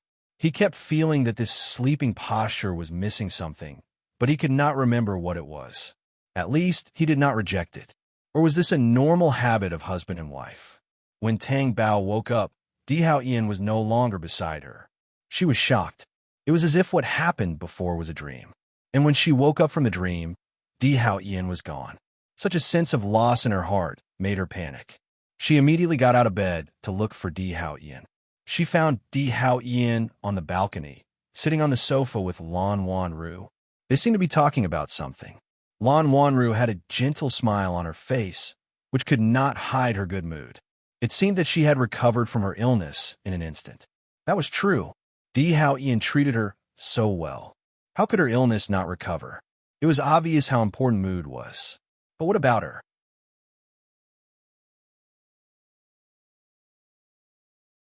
Chapter 455. Lan Wanru was unhappy when she saw Tang Bao. It reminded her that Di Hao Ian didn't sleep in the master bedroom. She thought that she could sleep with Di Hao Ian, which made her nervous and excited. In the end, she was too disappointed. That scene was too glaring. Tang Bao turned around and left. Di Hao Ian looked over. It was the scene of Tang Bao turning around and leaving. His face couldn't help but tense, and his dark eyes were stunned. Brother Hao Ian, do you want to talk to Tang Bao? She doesn't seem to be in a good mood. Is it because I'm here? Lan Wanru said thoughtfully. No need. Di Hao Ian leaned lazily on the sofa, his elbow on the armrest of the sofa, his hand on his forehead, and his eyes looking out of the balcony. Tang Bao, who returned to his room, heard his phone ring. He picked up his phone and saw that it was Wan Malay calling. Tang Bao knew that Wan Malay was worried about her, so he answered. Hello, how is it? Is the young master discharged today? Wan Malay asked. Yes, he's discharged. It's okay. It's good that he's discharged. It wasn't on purpose that you didn't pick up the young master. Wan Malay knew that Tang Bao would feel uncomfortable and guilty. That was why he comforted her. I know. Does the young master treat you well? He's still the same. That coldness. She thought that there would be a chance for their relationship to ease when they returned to the castle. She didn't expect it to get worse. How can that be? I don't know, but I want to know why he's like this. It's a world of difference from when he was outside. He changed too quickly. Then how do we investigate? Did something happen when you weren't in the hospital? Or did someone say something about you in front of the young master after he woke up? Wan Malay guessed. Of course she will. My mother-in-law is the first one who doesn't like me, let alone Lan Wanru. Tang Bao felt that in the Di family, other than Di Hao Ian, who was willing to accept her, everyone else would treat her like an enemy. They wanted her to disappear immediately. Suddenly, a thought flashed across Tang Bao's mind. Gu Linshin's face flashed across his mind. Then they must have said something in front of the young master. They didn't like me in the past. They must have said a lot about me in front of Di Hao Ian, so Di Hao Ian wouldn't listen to them now. There's another person. Oh, Gu Linshin. That bad guy. I'll go look for him now. Tang Bao hung up the phone, picked up his bag, and went out. When she passed by the balcony, she looked inside and met Di Hao Ian's deep and cold eyes. She said, I'm going out for a while. Without getting Di Hao Ian's response, Tang Bao turned around and left. Lan Wanru thought to himself. Was Tang Bao going to run away from home again? She really never got tired of it. Did she think that Di Hao Ian would look for her every time? It would be best if he never came back. Then she would be the only mistress of the castle. Luo Luoli was still in the classroom for self-study and was writing at a fast speed. Then, the classmate next to her said, "Luo Luoli, someone is looking for you." "Who is it?" Luo Luoli looked up and saw Lin Xiangting standing outside the window and waving at her with a smile. She didn't understand why Lin Xiangting was looking for her again. She even went outside the classroom to look for her. Luo Luoli suddenly felt sad. Could she pretend that she didn't see her? But the whole class was looking at her. Luo Luoli stood up and walked out of the classroom. "Why are you looking for me?" Luo Luoli asked. "I happen to be here for work. I passed by your school and wanted to see you," Lin Xiangting said intimately. Luo Luoli thought to herself, "Is there a need for that? Even if you're going to be my aunt in the future, isn't it a little too early?" But her uncle didn't admit that Lin Xiangting was his fiancée. Which one of them was telling the truth? Luo Luoli naturally chose to believe her uncle. "Why don't we go and have a meal? I came all the way here. You can't refuse me, right? And I really want to be close to you. I'm going to marry Lin Xin in the future, and you're going to be my niece. Don't you think so?" Luo Luoli refused, both on the surface and in her heart. "I'm still in class. It's not convenient for me to go." "It's okay. I've already talked to your teacher. Otherwise, I wouldn't have come directly to you." Luo Luoli was speechless. In the end, Luo Luoli was dragged to the cafe by Lin Xiangting. Lin Xiangting seemed to be more enthusiastic than last time. It seemed that she didn't have any ulterior motives. This cafe also has main dishes and set meals. I've eaten them before and they're not bad. You can try them later. I'll go after a while. Otherwise, if I don't go back for dinner, my uncle will be angry. Luo Luoli was telling the truth. Ever since she started school here, she had never gone back home on time. This was also Gu Linxin's rule. Then call Linxin and tell him that you're having dinner with your classmates. Go back after dinner, Lin Xiangting instructed her. Luo Luoli thought to herself, why don't I tell the truth and say that I'm having dinner with you? Lin Xiangting saw the confusion on Luo Luoli's face. She smiled and said, I'm just embarrassed. I'll tell Linxin after some time. While Luo Luoli was hesitating, a figure walked over and cast a shadow over their table. It was a mellow male voice. It's not good to teach children to lie. Lin Xiangting and Luo Luoli both looked up and saw Gu Linxin descending like a god. His eyes were cold and expressionless. Lin Xiangting looked a little nervous. Luo Luoli was the same. Sit inside. Gu Linxin gently kicked Luo Luoli's foot. Lowly Luo hurriedly sat on the innermost seat. The seats were connected to the sofa. Gu Linxin and Luo Luoli sat together. Gu Linxin leaned back. He looked at Lin Xiangting coldly and said, Or is this the Lin family's way of teaching you? Lin Xiangting's face stiffened. Then she smiled. You're mistaken. I mean no harm. I told Luoli that I'd treat her to dinner. Don't I have food at my place? Do I need you to treat me? Gu Linxin didn't give her any face at all. Lin Xiangting was stunned by his words. She couldn't hide the awkwardness even if she wanted to. However, she didn't want to ruin her relationship with Gu Linxin. She smiled helplessly and said, Linxin, of course that's not what I meant. I feel that Luoli and I hit it off. I like Luoli a lot, so I just wanted to have dinner with her. After dinner, I'll send her back. But since you're here, why don't we eat together? This time, Lin Xiangting was really tactful. But what kind of person was Gu Linxin? How could he be so easily bewitched? His expression didn't improve because of Lin Xiangting's words. Instead, it was as cold as ice. Luoli, and I will eat here. You don't have to. It's better for you to go back early. Gu Linxin refused directly, his eyes sharp.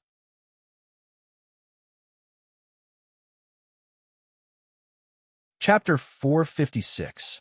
Of course, Lin Xiangting understood Gu Linxin's words. She didn't expect Gu Linxin to treat her like this. But she couldn't do anything about it. She disliked Gu Linxin. This must be how it felt to like someone. I understand. Enjoy your meal. Lin Xiangting knew that if she stayed any longer, Gu Linshan would hate her even more. She might as well be more considerate and leave a good impression on him. Just as she finished speaking and was about to leave, Gu Linshan spoke again. Don't mention anything about Luo Luoli in front of the Gu family, Gu Linshan said again. You should know what will happen to the Lin family if you offend me. Lin Xiaoning paused and said, okay. Don't worry, I won't mention it. With that, she left the cafe. Luo Luoli watched Lin Xiaoning leave through the window. She got into the car and left. Just as she heaved a sigh of relief that she didn't have to deal with Lin Xiaoning, she turned around and met Gu Linshan's dark eyes. Youngest uncle, Luo Luoli called out softly in fear. Did you ignore what I said last time? Gu Linshan asked coldly. I rejected it. Gu Linshan said coldly. Do you want to eat the food here? I want to eat. Luo Luoli's eyes lit up, because Lin Xiaoning had said that the food here was delicious. She wouldn't say no to good food. Gu Linshan's face became even more sinister. So you left with someone else? Just because they gave you something to eat? Luo Luoli's body shrank back. She was afraid that if she got too close, she would be destroyed by her youngest uncle's terrifying aura. I didn't. She defended herself softly. Then she thought of something and said ingratiatingly, Youngest uncle, I'll treat you to a meal. Your treat? Yes, my treat. Where did you get the money from? Luo Luoli pursed her lips and said guiltily, You gave it to me. Gu Linshan glanced at her coldly, ignored her, and snapped his fingers. The waiter walked over. He handed them the menu. Luo Luoli took the menu and immediately understood what her uncle meant. He was so happy in his heart that he couldn't even hide it on his face. Gu Linshan looked at her. She was so innocent and cute. She was so happy with just a little food. She was completely different from other women. The women out there were only greedy, but not in the Luo Luoli world. Only purity. Luo Luoli raised her head and saw Gu Linshan staring at her. She asked carefully, Little uncle, do you think I ordered too much?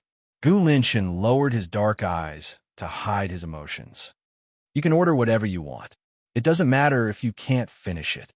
Wouldn't that be a waste? Luo Luoli, who used to be a beggar, felt that it was shameful to be wasteful. However, when he met Gu Linshan's cold eyes, his doubts disappeared.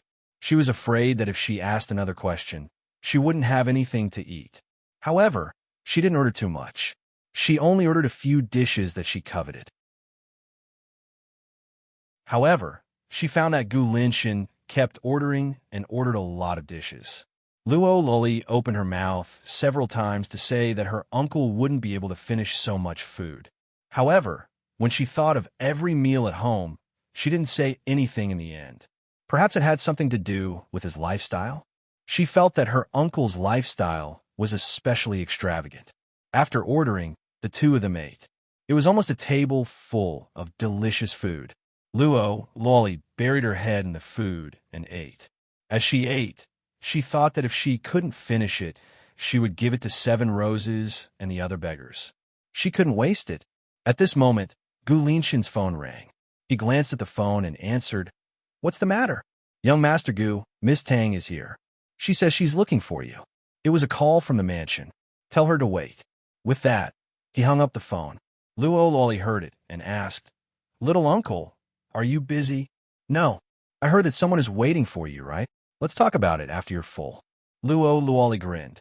Little uncle, you're so nice. You'd better not smile at me. Gu Linshan's expression was indifferent.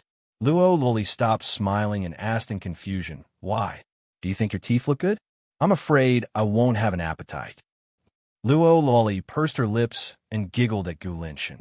She didn't feel the displeasure of being ignored. Tang Bao was sitting in the living room of the mansion when a servant came over. Miss Tang, you haven't had dinner yet, right?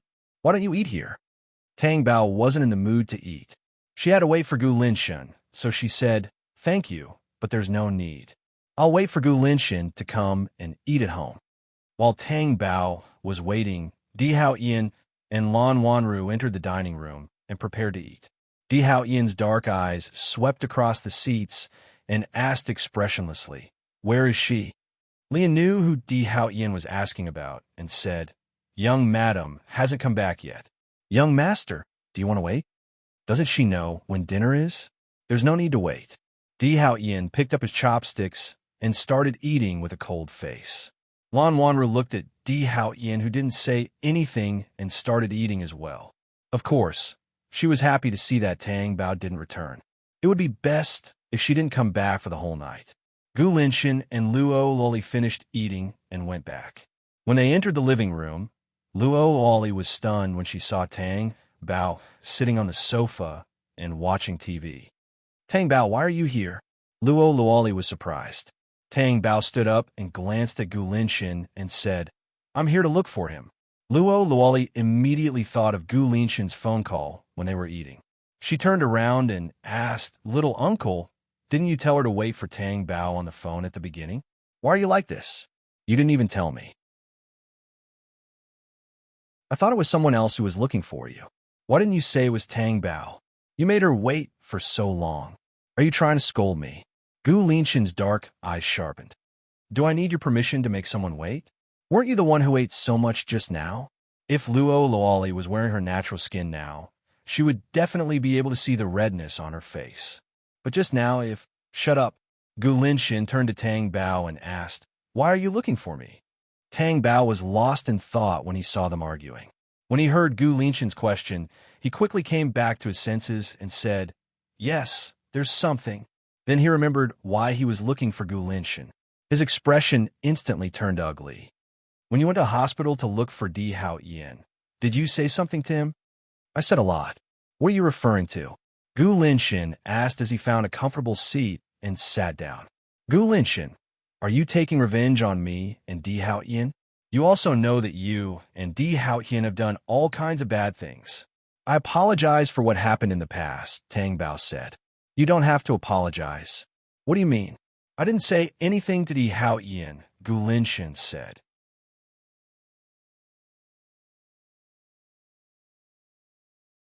Chapter 457. Do you think Di Hao Yin is the kind of person who can be instigated by others? Gu Linshan did not even need to ask to know why Tang Bao was looking for him. He wanted to know more about Di Hao Yin, who had lost his memory. Is he only indifferent to you? Tang Bao looked uncomfortable, but he still said, He brought Lan Wanra home. Then you might as well divorce him, Gu Linshan suggested like a bystander. Tang Bao was speechless. Little uncle. Luo Loli was about to say that it was not appropriate to persuade others to divorce, but as soon as she opened her mouth, Gu Linshan's sharp gaze swept over her, and she swallowed her words. Tang Bao was not willing to divorce Di Hao Yin, and it's such a strange time. Did you say anything to Di Hao Yin? This is very important to me, Tang Bao said. Gu Linshan thought for a moment and looked deeply at Tang Bao. After a while, he said no.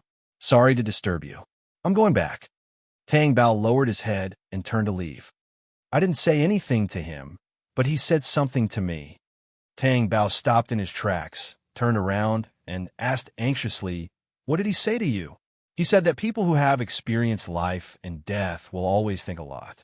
He feels that you annoy him and doesn't know if marrying you is the right choice. In the beginning, he did marry you to repay your kindness. He thought that he would fall in love with you after a long time. He even gave himself this illusion in the process of working hard. But in the end, he realized that you were not the person he wanted to spend the rest of his life with. He said that he should give up, but he hasn't made up his mind yet. Tang Bao could not believe what he had heard. His breathing was disordered, his heart was beating faster, and his heart was in pain. Was this really what Di Hao Yin said? Was this really what Di Hao Yin said? Did he regret it? Was his kindness to her an illusion? Was he just pretending that he was good to her? Was he trying to create this illusion for her? Tang Bao shook his head in confusion. You're lying to me. I don't believe it. I don't believe it. I don't believe it. Then why don't you explain his current attitude? Gu Linshan asked. Tang Bao anxiously wanted to explain. He's just what? She cannot think. He couldn't even think of the simplest reason, not even an excuse. She could not understand why Di Hao Yin was so cold to her. He even wanted to bring Lan Wanra back to the castle. Was he trying to make her give up? However, if that was really the case, why did he make such an illusion in the past to make her misunderstand? She thought that Di Hao Yin liked her. Because he cared, of course. She had to stay by his side and not leave his side at all. But in the end, everyone told her that she was wrong. Luo Loli looked at Tang Bao, who was about to cry. She could not help but walk over to comfort him. Tang Bao, this might just be a misunderstanding. Don't be sad. Go back and talk to him. He will understand. Tang Bao held back his tears and said, I'm fine. I'll go back first. With that, Tang Bao walked out and left the mansion. Luo Loli walked over to Gu Linshan in dissatisfaction. Little uncle, what you said was false, right? How could Di Hao Ian treat Tang Bao like that? That's his wife. How could he abandon her just like that? What can't Di Hao Ian get if he wants it? If he doesn't want something, no one can force him. Gu Linshan thought to himself. Of course, it was a lie. He should make up for the losses he suffered at Di Hao Ian's hands in the past. Since he schemed against him, he naturally had to pay him back. Do all men like to be so heartless? Luo Loli looked at Gu Linshan. Little uncle, will you be like this when you get married in the future? Will I be the same as him? Gu Linshan's expression was unfriendly. But you are friends. Luo Loli muttered softly. Friends should be the same. Luo Loli thought to herself. Wasn't there a saying that birds of a feather flock together? She did not dare to say this out loud. Gu Linshan took out his phone and made a call. Forget about the marriage with the Lin family. If you let her appear in front of me again, I will destroy the Lin family. With that, he hung up. Luo Loli looked at Gu Linshan, who had suddenly become fierce. When Gu Linshan's sharp eyes looked over, she immediately shrank back. Who was her little uncle so fierce to? It should be someone from the Gu family, right? Otherwise, who had the ability to arrange a marriage between her little uncle and the Lin family. Therefore, Lin Xiangting's wishful thinking was one-sided. Her little uncle really did not want to marry her. It seemed that her little uncle was even more heartless than Di Hao Ian. He did not even give her a chance. Tang Bao returned to the castle. Di Hao Ian and Lan Wanru happened to come out of the dining room.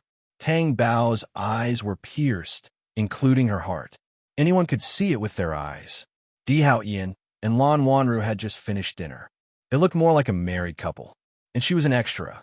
She had become Lan Wanru's character in the past. Tang Bao looked at Di Hao Ian. His eyes were still as deep as before, but there was a calmness and coldness in them.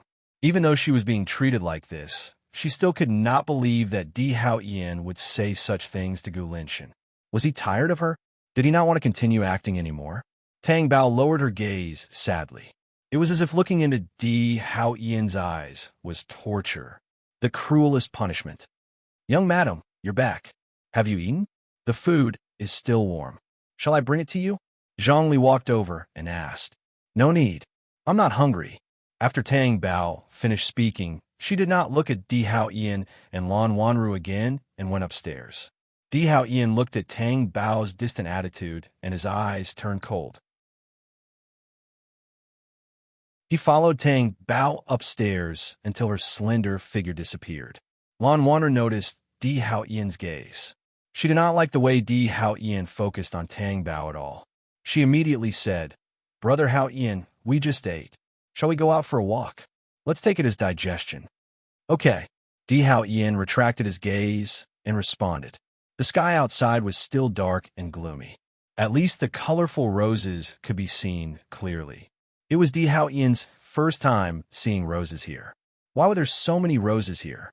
However, he could not ask who planted them. Otherwise, people would find out that he had lost his memory. However, Lan Wanru knew who planted these roses. She felt very uncomfortable, especially when Di Hao Ian was staring at so many roses in a daze. Would he rekindle his old feelings for Tang Bao because of these flowers? It's really strange. These flowers won't freeze to death, Lan Wanru asked curiously. Lian, who was behind them, heard him say, There's hot spring water under the soil. Moreover, the young master requested that if there are withered roses, we should immediately find fresh ones to replace them. Therefore, the roses here have always been bright and dazzling.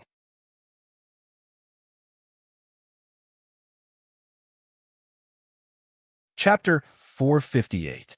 She didn't expect Lian to say so much. He was really talkative. Lian had never been a talkative person. But it was impossible to say that he didn't have any selfish motives. This was also the first time Lian had been so talkative. With a casual tone, Lan Wanru looked at Di Hao Ian's expression. Di Hao Ian didn't pay attention to other people's expressions and thoughts at all. Instead, he was quiet in his own thoughts. It turned out that these roses were planted at his request. Who planted them for? He didn't think that it was for Lan Wanru. If it was for her, she would know why these roses didn't wither. Could it be for Tang Bao? If he was forced to marry Tang Bao, why would he do such a thing? He would not know what the roses represented. Di Hao Ian turned around and looked up at the castle. In the distance, at the window, there was a slender figure standing there. His dark eyes narrowed slightly.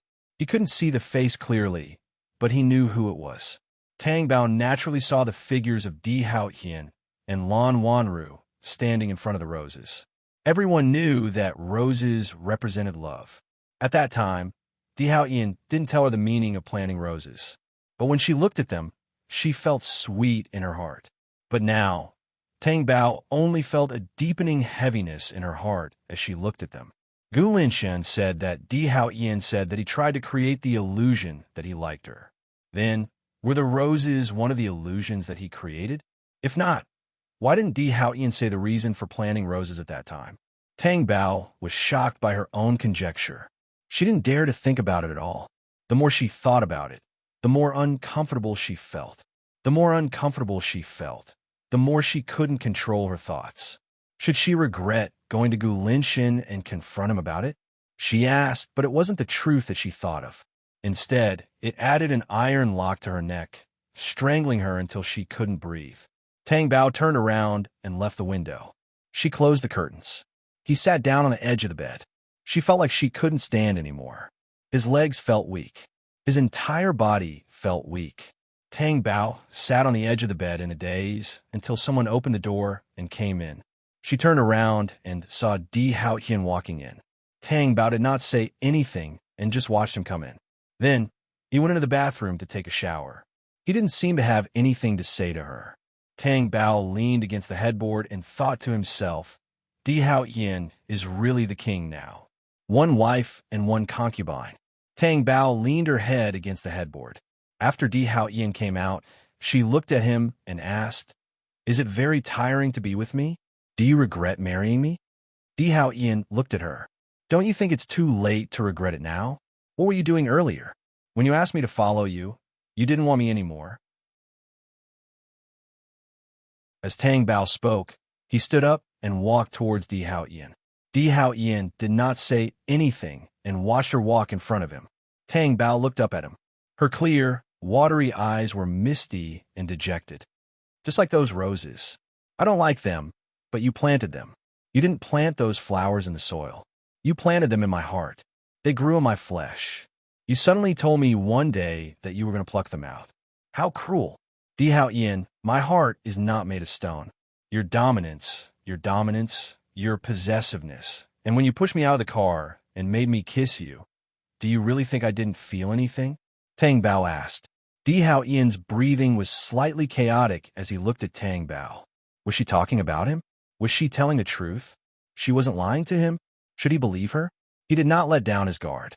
He was wary of everyone, including Lan Wanru and Yu Songhuan. Any one of them, fragments of the dream, flashed through his mind again. He could not see the face inside. He could not see anything. He could only see the back of the person. The back of the person kept swaying. He could not tell who it was. The more he thought about it, the more his brain hurt. Di Hao Ian groaned in pain and pressed his fingers against his forehead. Di Hao Ian, what's wrong with you? Tang Bao was shocked and wanted to touch his head. Don't touch me. Di Hao Ian stepped back, looking very uncomfortable. Do you have a headache? I'll call the doctor. Tang Bao turned and ran. But Di Hao Ian caught her. Tang Bao turned around and looked at Di Hao Ian in confusion. No need. Di Hao Ian endured the pain in his head and said, But you're not feeling well. Tang Bao frowned. Just don't bother me. Di Hao Ian let go of her and walked to the bed. Tang Bao looked at Di Hao Ian, who had recovered. He was no longer as uncomfortable as before. She knew that Di Hao Ian must have a headache. Should she not have said those words to Di Hao Ian? Would Di Hao Qian be even more unwilling to see her if she said that? He said, just don't bother him. Tang Bao did not dare to say a word now. Did she really want Di Hao Qian to be uncomfortable? He had just been discharged from the hospital. Di Hao Qian got on the bed and leaned against the headboard with his eyes closed. His complexion was much better than before. She quietly turned and went into the bathroom. Tang Bao took off her clothes and stood under the shower to take a shower. Just as she was taking a shower, the bathroom door suddenly opened. Tang Bao was instinctively shocked. She turned to look at the person who came in. This really gave her a familiar feeling, Di Hao Qian style. Di Hao Qian's gaze fell on Tang Bao. His dark eyes were deep. Tang Bao's face heated up. She turned slightly to the side with her back facing him, allowing him to see the beautiful lines of her back. Di Hao Qian saw everything from the beginning to the end. Why are you looking for me? Tang Bao had long been familiar with Di Hao Qian's body. She felt uncomfortable being looked at like this. Moreover, Di Hao Qian did not hide the look in his eyes at all. Di Hao Qian stared at Tang Bao, suppressed the hoarse voice in his throat, and said, "Why didn't you appear when I was discharged from the hospital?" Tang Bao was stunned. Was it because she was not in the hospital to watch over him and pick him up? "I'm sorry. I found out a day later. I didn't know that you were discharged early. Besides," Tang Bao turned around and glared at Di Hao Qian. "Why didn't you see me? If I could be by your side, would I need to know everything about you through other people's mouths?" After Tang Bao finished speaking, she saw that Di Hao Qian did not respond. When she took a closer look, she realized that Di Hao Qian had been staring at her body. She was so angry that she turned her back to him again. "Are you listening to me or not?" There was nothing for him to see. Di Hao Qian came back to his senses. His dark eyes darkened as he said, "That's not a reason." After saying that, he immediately walked out. Di Hao Qian felt that his body was a little hot, and his breathing became heavier. This was a normal physiological reaction. He was a man, and he had been in the hospital for so long. Most importantly, Tang Bao's figure was hot, and all men would like to see it. Di Hao Qian could not help but frown when he thought that other men might like to see it. Was this what Tang Bao meant by possessiveness?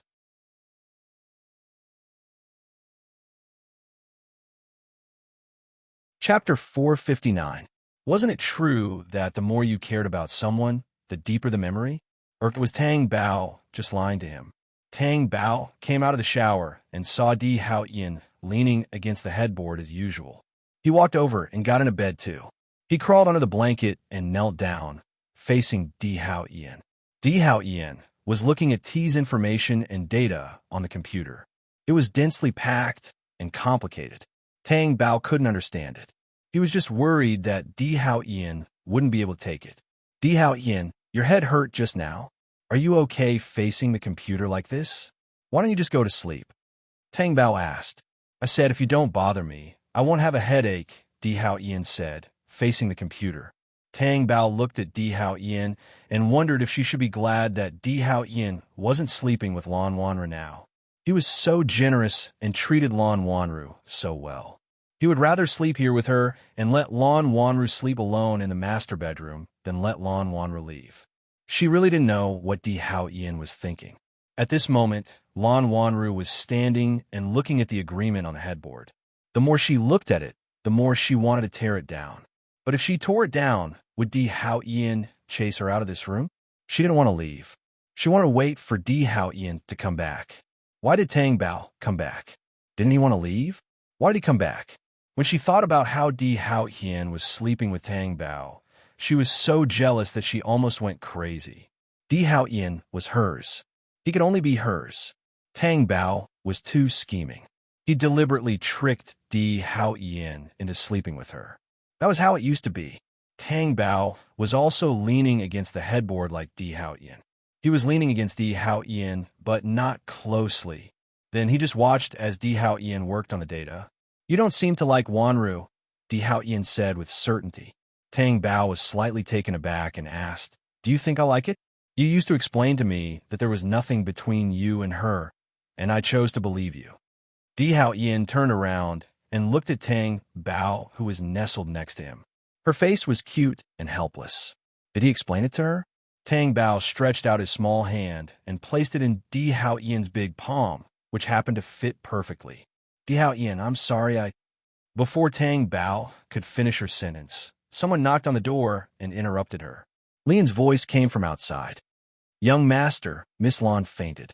Before Tang Bao could react, Di Hao Ian had already gotten out of bed and left the room. Tang Bao stared blankly at his hand that was let go. His heart was empty and painful. He was so worried about Lan Wanru's body. He cared so much about Lan Wanru, even if he was sleeping in her bed. Tang Bao didn't want to cry at all. That would be a loss of self-esteem. However, tears still dripped down silently. They were like transparent beads with broken strings. One by one, they fell on the quilt. Di Hao Ian reacted so anxiously when he heard that Lan Wanru had fainted. Was it like what Gu Linshin said, that he was just tired of her and didn't have feelings for Lan Wanru from the beginning? Then, how did the Di Hao Ian ignore Lan Wanru in the past? Lan Wanru slowly opened her eyes and looked at Di Hao Ian sitting by the bed. She smiled weakly and then cried. I'm sorry, Brother Hao Ian. I disturbed your rest. I'm fine now. You can go back and rest. Lan Wanru said guiltily and thoughtfully. Why did you faint again? Di Hao Ian asked. Lan Wanru's gaze fell on Di Hao Ian's hand. She reached her hand over and touched the back of Di Hao Ian's hand. Di Hao Ian was slightly stunned. He looked at the hand and didn't move. Just now, Tang Bao had stuffed her hand into his palm. The soft and boneless touch felt like it had seeped into his blood. But now he didn't feel that way. Was it because his memory of Lan Wanru wasn't complete enough? After all, there was only one image in his mind, Lan Wanru crying and hugging him. Di Hao Ian wondered what had happened between the two of them at that time. Brother Hao Ian, I envy other people for having a healthy body, but I was born like this. I can't help it, but I'll make myself better for you. Lan Wanru didn't notice Di Hao Ian's absent-mindedness. Her expression didn't change at all. She was even happy that she didn't reject Di Hao Ian's hand when she touched it. Don't worry, it'll be fine, Di Hao Ian said. Brother Hao Ian, can you stay here with me? Lan Wanru lowered her gaze and said a little embarrassedly, Actually, the bed is very big. You can sleep on the other side and you won't touch it. Di Hao Ian looked at Lan Wanru's shy expression. His dark eyes narrowed slightly, and then he looked at the other side of the bed. The bed was indeed very big. It could fit a few people. They didn't have to worry about touching each other. And he didn't seem to reject Lan Wanru's invitation either. Tang Bao sat on the bed and didn't sleep. She hugged her knees and placed her phone beside her feet. She stared at the time on her phone, waiting for Di Hao Ian. Even when her eyes were sore, she didn't close them. She just blinked gently. She didn't know. If Di Hao Ian didn't come back, she wouldn't be able to sleep all night. Di Hao Ian had already passed. 1 hour, 2 hours, 3 hours. Tang Bao buried her face in her knees in pain. Di Hao Ian was probably sleeping with Lan Wanru now, right? Was Lan Wanru very happy now? So happy that she immediately recovered from her illness? Even if Tang Bao didn't go over, she knew that Lan Wanru's fainting was strange. She must have done it on purpose. Couldn't Di Hao Ian tell? Or was it because he was too concerned? Then what was she? What was she in Di Hao Ian's heart? The sound of the door opening. Tang Bao's body stiffened. She looked up and saw Di Hao Ian walking in. She couldn't believe her eyes. She kept staring at Di Hao Ian. Are you disappointed that I'm back? Di Hao Ian stood on the edge of the bed and looked down at Tang Bao's tearful little face. I've been waiting for you. Tang Bao didn't hide her inner feelings. I thought. She couldn't continue. It was as if she couldn't bear to even say it. Di Hao Ian didn't wait for her to finish her sentence. He went straight to the bed. Even if Tang Bao didn't say it, he knew what she was going to say. Tang Bao looked at Di Hao Ian lying on the bed and said without hesitation, If such a day really comes, Di Hao Ian, I won't want you anymore. Di Hao Ian's dark eyes turned and looked at Tang Bao. His gaze was naturally penetrating. However, Tang Bao didn't back down. Their eyes met and their hearts met, but they each had their own thoughts. I'm really sleeping with Lan Wanru. Your words seem to be fulfilling my wish, Di Hao Ian said.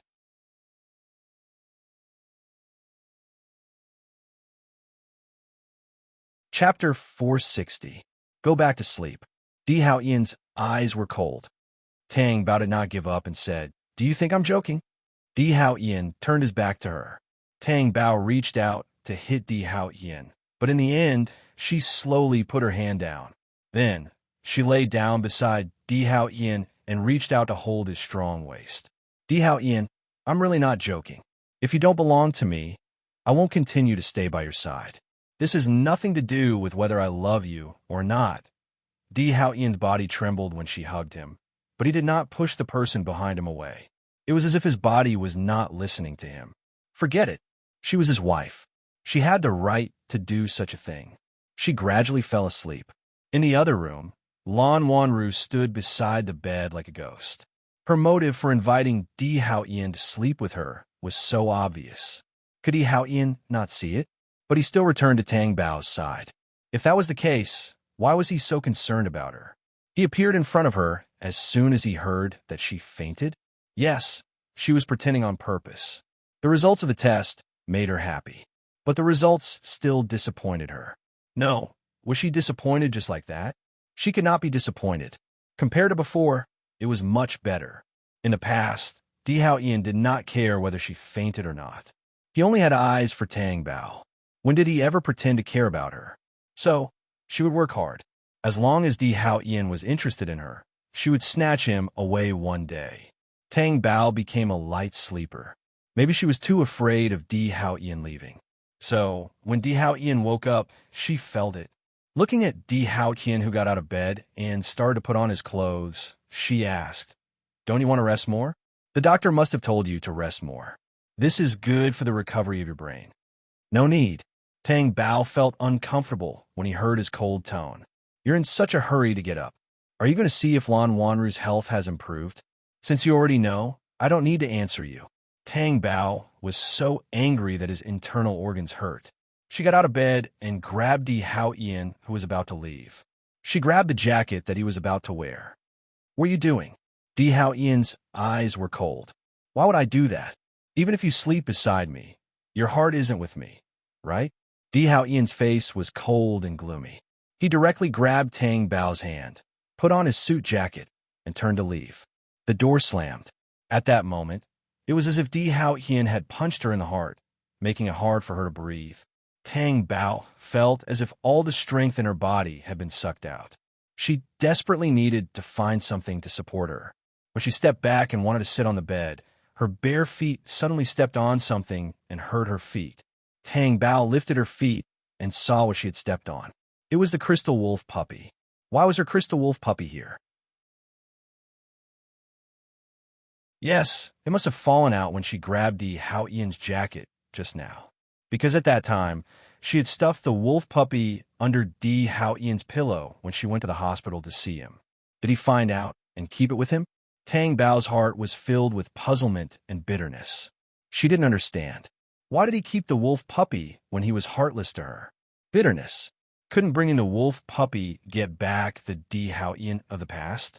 Not long after Di Hao Yan walked out, he realized that the things on him were gone. He thought of something and went back to the room. When he opened the door, he saw Tang Bao holding the wolf puppy in a daze. Di Hao Yan's expression changed. He walked over and said coldly, "Don't touch my things."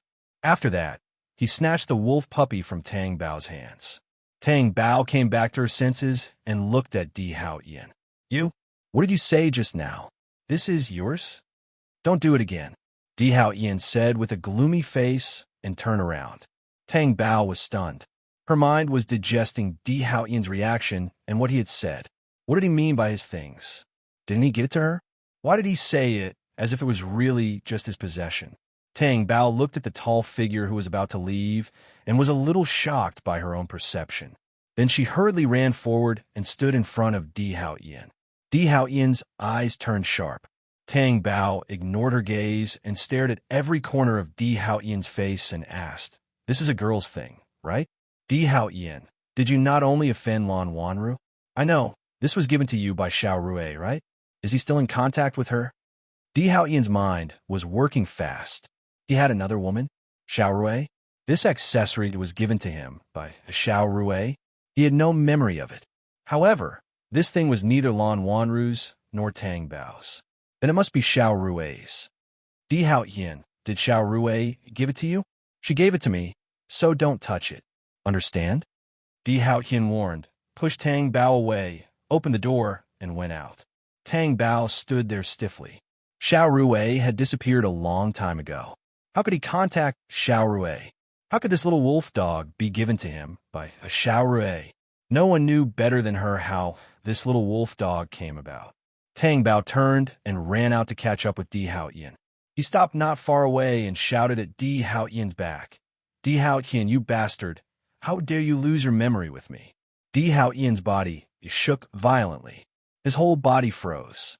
His black eyes looked coldly in front of him. There stood Lan Wanru, who was also frightened. Tang Bao's roar made the servants next to him look at Di Hao Yin. This was amnesia. Was it true? When Di Hao Yin turned around, the servants all lowered their heads and pretended not to hear. What nonsense are you talking about? Tang Bao walked forward, step by step, and stared into Di Hao Yin's dark eyes until he stood in front of him. He raised his small face, looking for an answer. He asked, then tell me, who gave you that little crystal wolf dog? Even if Di Hao Yin lost his memory, it did not prevent him from thinking. He immediately understood where his problem was. In other words, this little wolf dog accessory was not given to him by Xiao Rui. Di Hao Yin grabbed Tang Bao's wrist and said in a low and cold voice, I'll tell you who gave it to you. Then, he violently dragged Tang Bao back into the room. He slammed the door shut. Tang Bao was only released after he was thrown into the room. Her wrist was still in pain, and there was even a red circle around it. Di Hao Yin stared at her coldly and said nothing. You can tell me who gave it to you now, Tang Bao said. You. Tang Bao's expression changed, as if Di Hao Yin had guessed it. But she asked again, Are you sure? Yes. Oh. Then I'll tell you, I didn't give it to you, Tang Bao said.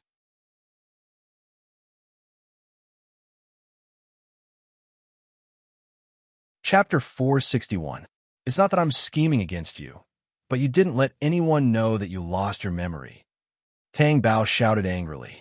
She had been so cold to Di Hao Yin for so many days after he woke up because he did not remember her.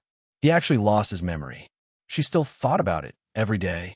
What was wrong with Di Hao Yin to be so cold to her after he woke up from the operation?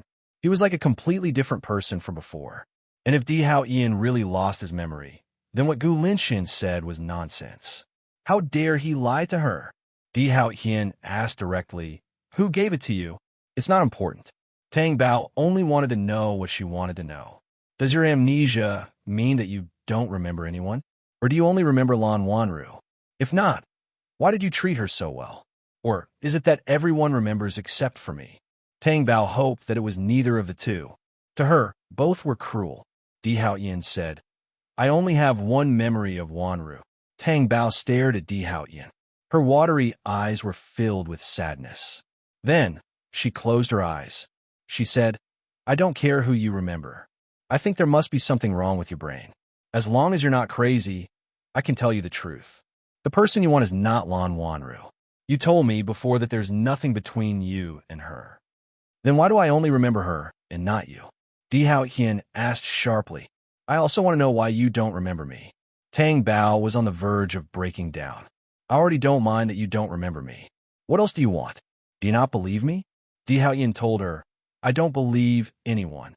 I only believe in my own judgment. All right then, you continue to judge who gave you this little wolf puppy.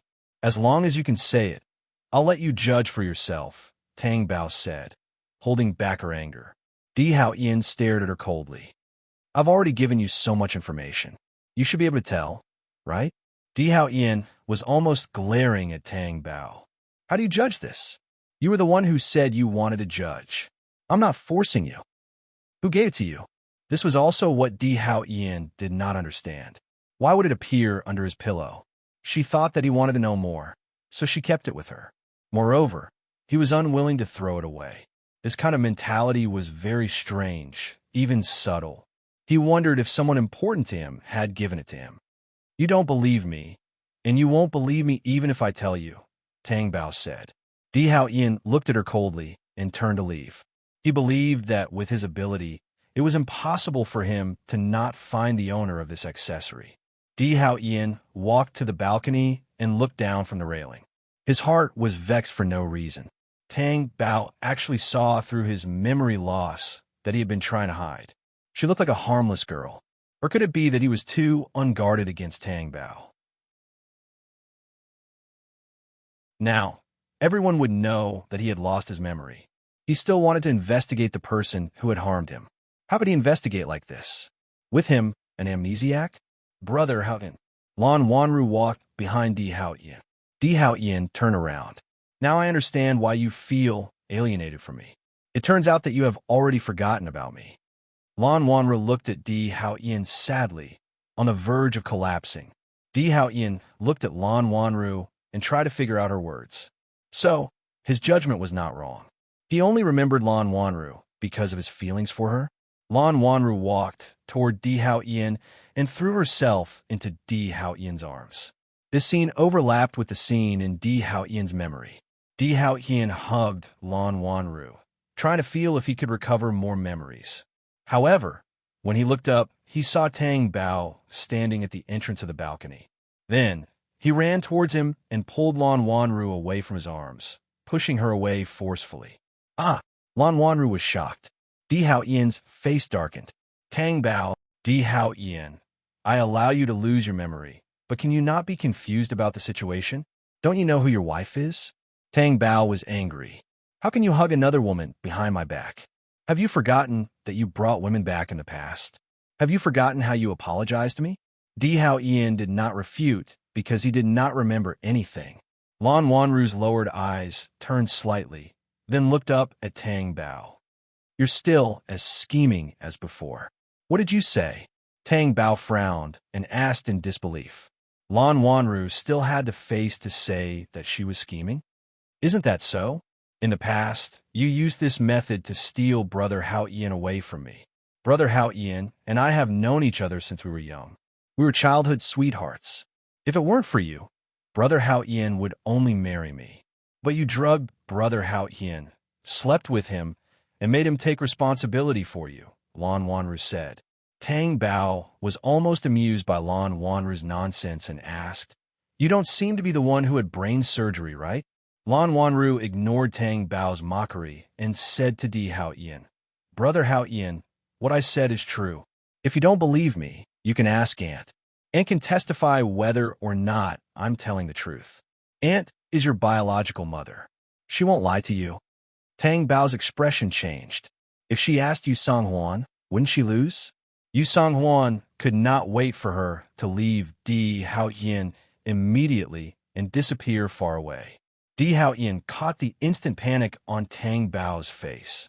His dark eyes suddenly became very cold. If he was not guilty, why would he have such an expression? I can see who's lying. Tang Bao looked at Di Hao Yin and could not help but frown. Why was Di Hao Yin looking at her when he said this? Did that mean that she was lying? Lan Wanru is lying. I'm not, Tang Bao explained. Then why are you panicking? Tang Bao glared at him angrily. So you believe Lan Wanru's words? Di Hao Yin's face was cold, and he did not say anything. And silence was the best response. Are you kidding me? Tang Bao asked angrily. Di Hao Yin directly took Lan Wanru's hand, walked past Tang Bao, and left the balcony. Tang Bao could only watch them walk away, like a pair of lovers disappearing before her eyes. Tears fell from Tang Bao's face. She sat weakly on the sofa. She covered her face with both hands. What could she do? Go up and make a scene with them? She could deal with Lan Wanru, but could she make a scene with Di Hao Yin? Di Hao Yin would definitely not let her go in order to protect Lan Wanru. Di Hao Yin only remembered Lan Wanru. Did she not feel bad about this fact? It was as if Lan Wanru was the person in the deepest part of his heart, and she was just a decoration. However, she was not willing to give up on Di Hao Yin, because Di Hao Yin had no choice. He was hurt because of her.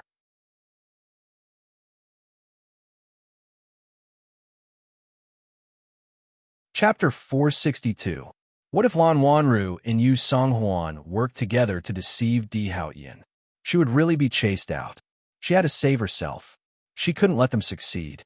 How could she save herself? Look for Gu Linshan?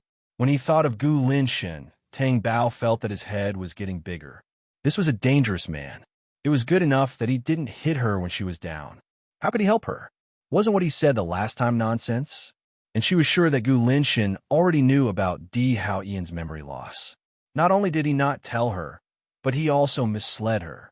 So, she couldn't look for him. Then, should she look for Di Junbai? When she thought of how Di Junbai was deceived by Lan Wanru, she felt that she couldn't look for him either. Di Junbai would help her, but Lan Wanru was his sister. Wouldn't that put Di Junbai in a difficult position? Moreover, he would be easily misled by Lan Wanru. Right? He Ju was the closest person to Di Haoyan. But He Ju was unconscious now. What should she do? Tang Bao walked out of the balcony. Di Haoyan and Lan Wanru were long gone. Tang Bao endured the pain in his heart. He turned around and went to his room. When he found his phone, he called Wan Malay. As soon as the call connected, Tang Bao asked, "How's He Ju now?" Don't tell me that you didn't go there again after that one time. What do you mean by this and that? Tang Bao was anxious. I didn't go. Tang Bao, I didn't do it on purpose. Last time, he kept saying that she was He Ju's girlfriend. How embarrassing. She denied it, but every time she went there, it felt like she was confessing. I'll go now. I'll go with you to see He Ju. Tang Bao hung up the phone, left the room, and ran downstairs. When she passed by the dining room, she stopped and saw Di Haoyan and Lan Wanru eating. Without saying anything, he turned around and left. Di Haoyan's face was cold. Does she do this often? Lian, who was next to her, knew that she was asking him a question and said, "No. Young madam basically eats with the young master every time and then goes to the company together." Di Haoyan raised his sharp eyes and looked at Lian, as if trying to analyze the authenticity of his words. Even if that's the case, then the photos on the internet. Lan Wanru finished speaking, as if he realized that he had said something he shouldn't have. He immediately covered his mouth in surprise. "Let's not talk about it." Di Haoyan asked, "What online photos?" "Brother Haoyan, you have amnesia now. It's not a bad thing to forget some things. Let's have breakfast," Lan Wanru said gently. Di Haoyan didn't say a word and ate his meal, but his face was gloomy and indifferent. Lan Wanru didn't say anything else. Di Haoyan's amnesia was a great advantage for her. No matter how much nonsense she made up, she must use all means to get rid of Tang Bao. Divorce Di Haoyan. Be expelled from the Di family forever. Be replaced by her. Di Haoyan returned to his room and took out his computer to search for Tang Bao. Then he found a photo of Tang Bao and Di Junbai hugging each other in the mall. Di Haoyan's face suddenly turned extremely ugly. Even if he didn't have feelings for Tang Bao, no man could tolerate this kind of thing. He even felt that his emotions were uncontrollable. When he first saw Di Junbai, he was repulsed, even if he knew that he was the son of his second uncle. So this was the reason. Tang Bao and Di Junbai had a close relationship. How far had it developed? Di Haoyan felt that he couldn't tolerate it at all. What was Tang Bao doing now? Looking for Di Junbai? The more Di Haoyan thought about it, the more gloomy his face became. The veins on the back of his hands were twisting because of the force. Tang Bao and Wan Malay arranged to meet at the hospital. When they arrived, Wan Malay was already there. Wan Malay came directly to the hospital from the company. Tang Bao's journey was longer. As they walked in the hospital, Wan Malay asked, "What's wrong with you? Why did you come to see He Ju all of a sudden? Did young Master Di ask you to come?" "No, I wanted to come. I just wanted to see how He Ju was doing." Wan Malay felt that it was strange. It wasn't young Master Di's instructions to come and see He Ju. Why did it feel strange, like something was wrong? After entering the ward, He Ju was still lying quietly on the bed. Only the caretaker was in the ward. Tang Bao stood by the bed and looked at He Ju. There were no signs of him waking up at all. "Stay here. I'll go ask the doctor." Tang Bao went to find the attending doctor. In the doctor's office. "Why hasn't he woken up yet? Is his life in danger?" Tang Bao asked. "The critical period has passed. His internal organs were injured and his body functions were in disorder due to excessive blood loss. He is still recovering. As for when he will wake up, it's hard to say, the doctor said with uncertainty. Tang Bao looked at the doctor and asked again if a person injured his head, underwent surgery, and woke up with amnesia. Can this be treated? Are you referring to amnesia? Yes. He doesn't remember anything. He only remembers fragments of a certain person. It was still Lan Wanru, that idiot. There are different types of amnesia. There is selective amnesia, short-term amnesia, and permanent amnesia. The first type is a psychological cue for self-protection. The second type of amnesia is literally just a short period of time. After that period of time, he will recover. The last type is uncertain. Maybe he will remember something one day.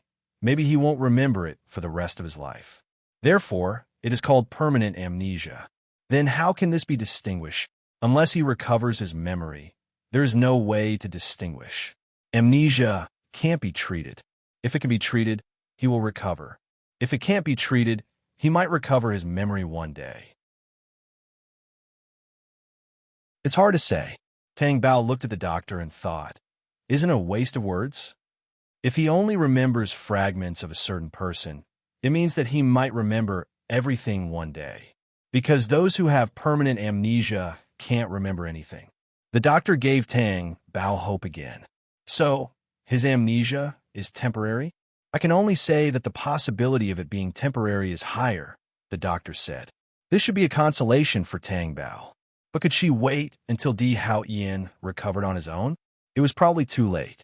Lan Wanru and Yu Songhuan would definitely not give her the time. Walking back to He Ju's ward, Wan Malay asked, what did the doctor say? We don't know when he will wake up. The doctor is not sure either. Tang Bao sighed. You seem to be very anxious for He Ju to wake up. Did something happen? Wan Malay asked. Tang Bao looked at He Ju, who was lying unconscious on the bed, and said, let's go out first. Outside the hospital.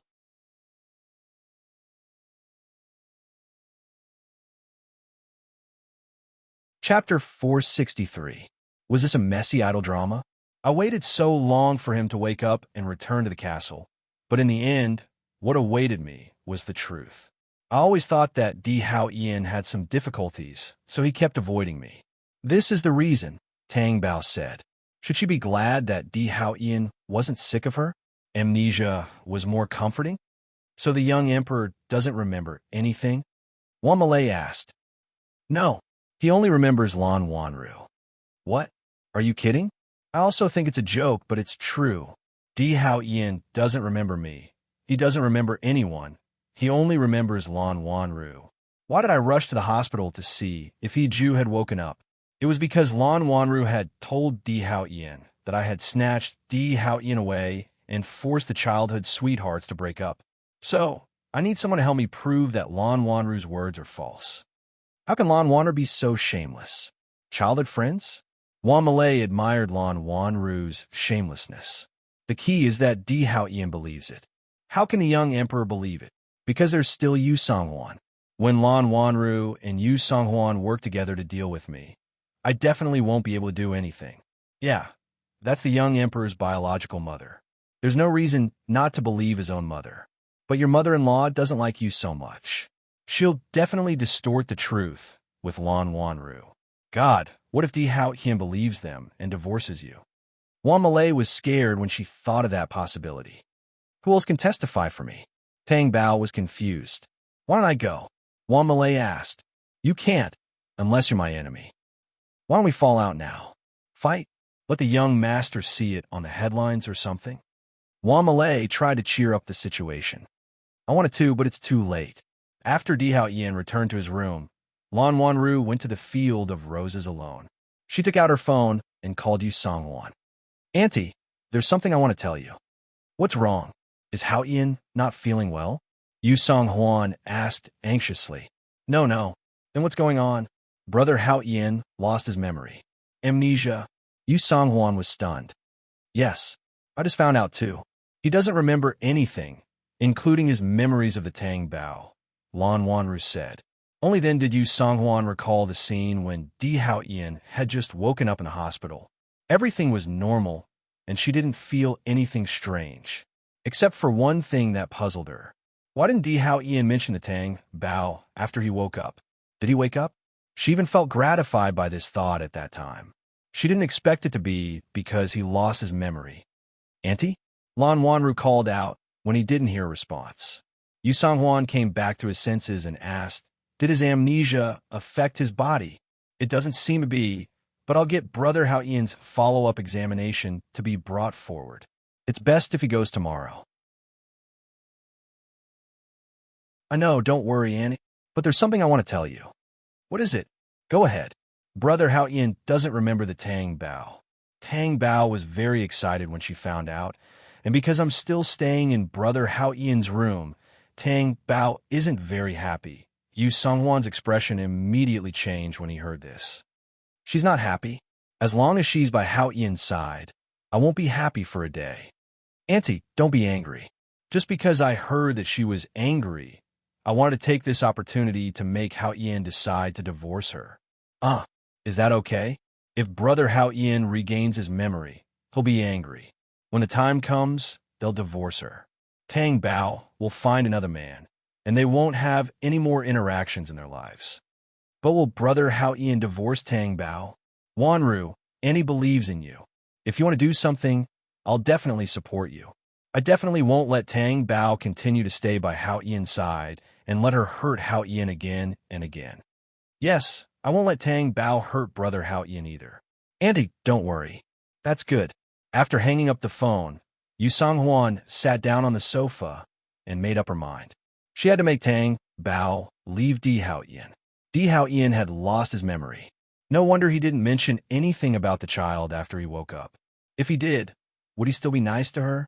Since he had forgotten everything, including Tang Bao, she had to chase all the eyesores away and never appear again.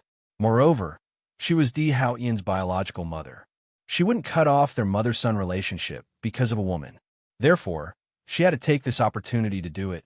After Lan Wanru finished the phone call, he went to look for Di Hao Ian.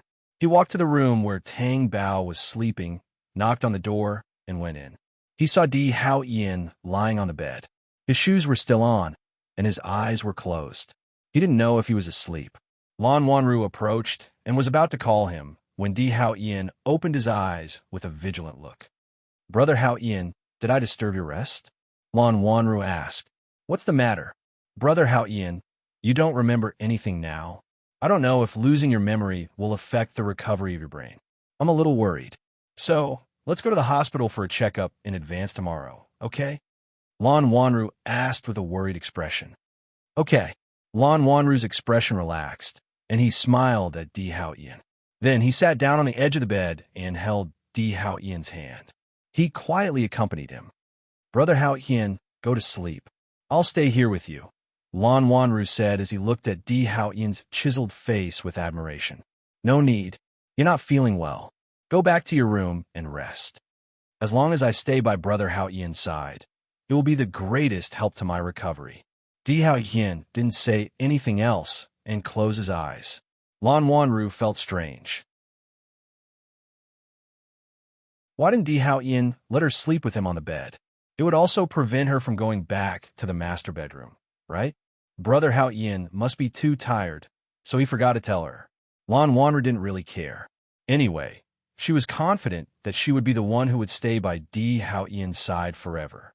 After Tang Bao and Wan Malay separated, Wan Malay went to the company, and Tang Bao went back to the castle. On the way back, she sat in the car and looked at the scenery outside the car window. At this moment, no matter how beautiful the scenery was, it couldn't enter her messy mind. She really didn't want to go back. If she went back, she would see Lan Wanru living with her in the castle. Everything that belonged to her was occupied, and she couldn't drive it away. This feeling was extremely uncomfortable. She lost because of Di Hao Ian's attitude towards her. It turned out that her previous fearlessness was all because of Di Hao Ian's indulgence. And without Di Hao Ian's backing, she was nothing.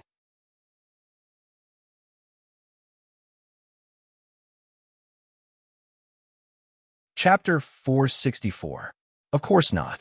Tang Bao told himself that it wasn't that Di Hao Ian didn't want her anymore, but that he was just sick.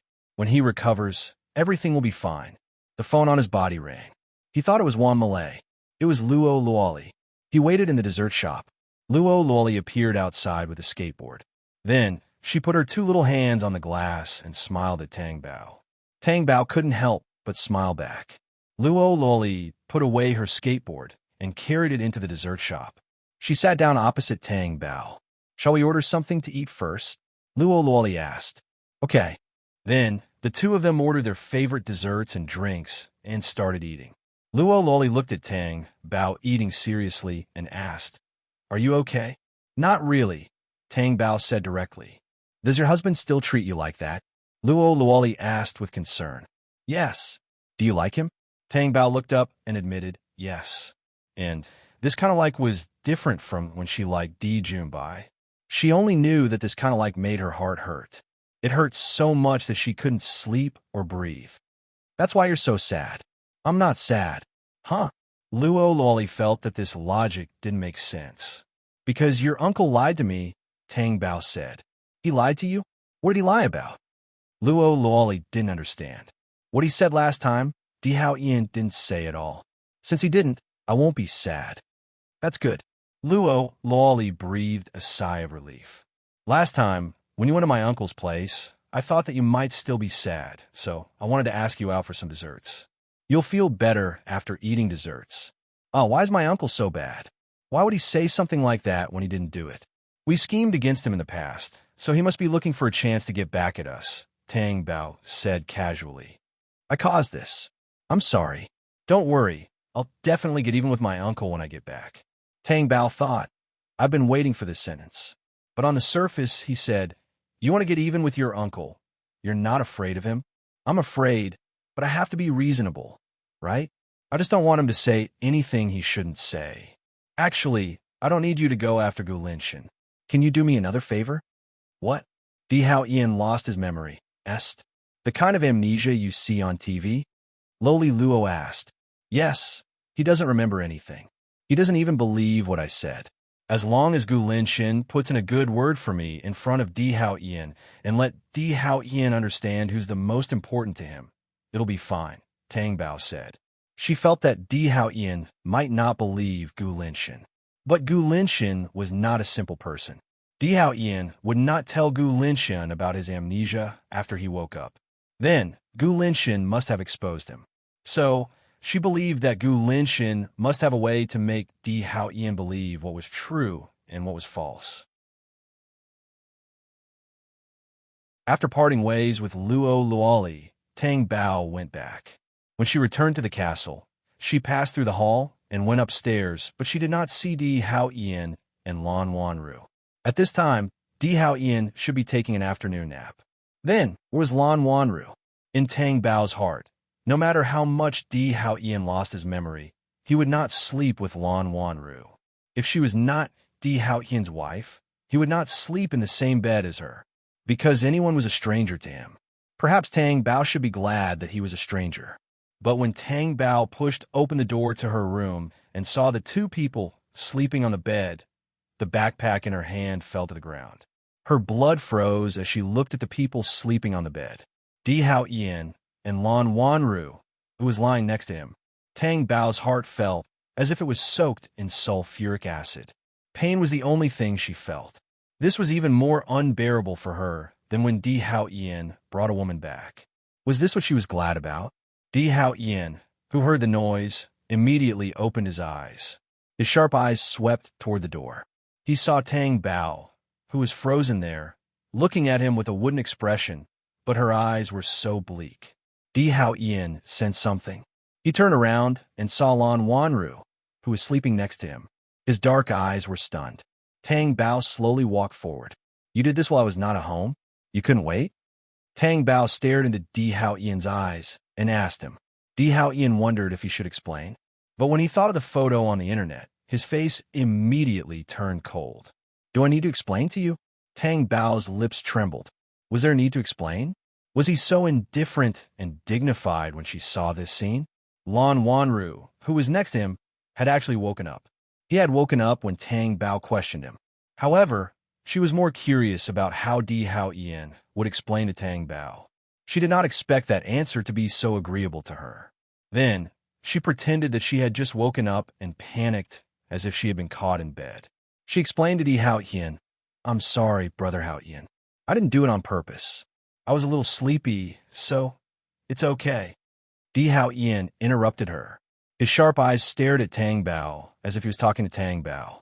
"It's not good for you to occupy the master bedroom. Why do you have to rub your disgusting smell in this room?"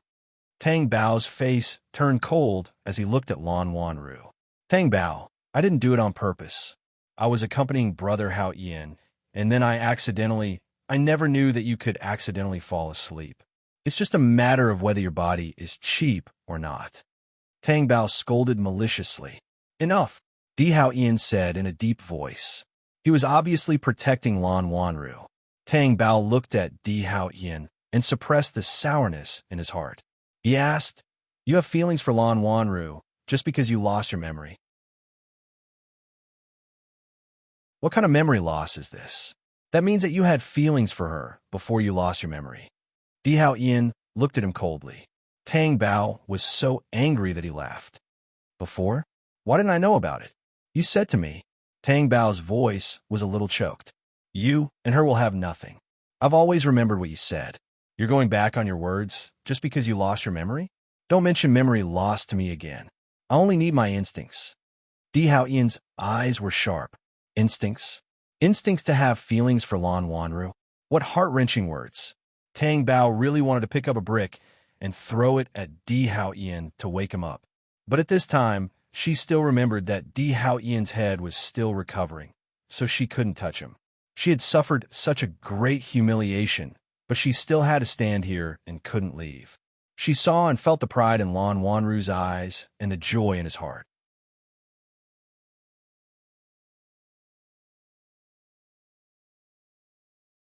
Chapter 465. Although she thought so, Tang Bao's internal organs were still very uncomfortable. But she could only endure it. She told herself over and over again that Di Hao Ian was just sick and that it wasn't her fault. As long as he woke up, everything would be fine. "Then I want to ask you, do you want to continue sleeping now, or do you want to drag you down?" Tang Bao tried to calm herself down and asked Lan Wanru. It wasn't that Lan Wanru couldn't hear the sarcasm in her words. She first looked at Di Hao Ian as if she was begging for mercy, but she found that Di Hao Ian was still looking at Tang Bao with a cold face and didn't say anything. Moreover, Tang Bao was a person who could do anything. Therefore, she couldn't continue to stay in bed. If that happened, she would definitely be dragged down by Tang Bao. Besides, she wanted to sleep in Di Hao Ian's master bedroom more. She believed that Di Hao Ian would eventually return to that room. So, she got up from the bed. However, she still said apologetically, "Tang Bao, I'm sorry. I didn't expect you to be so angry. I won't do this in the future. I'll be more careful." After saying that, she sneered at Tang Bao in a place where Di Hao Ian couldn't see and left. Tang Bao was furious, but he had to endure it. After Lan Wanru left, Tang Bao saw Di Hao Ian's cold face and glared back. Then, she turned around and walked out of the door. "Call Ian over," Tang Bao said to the servant.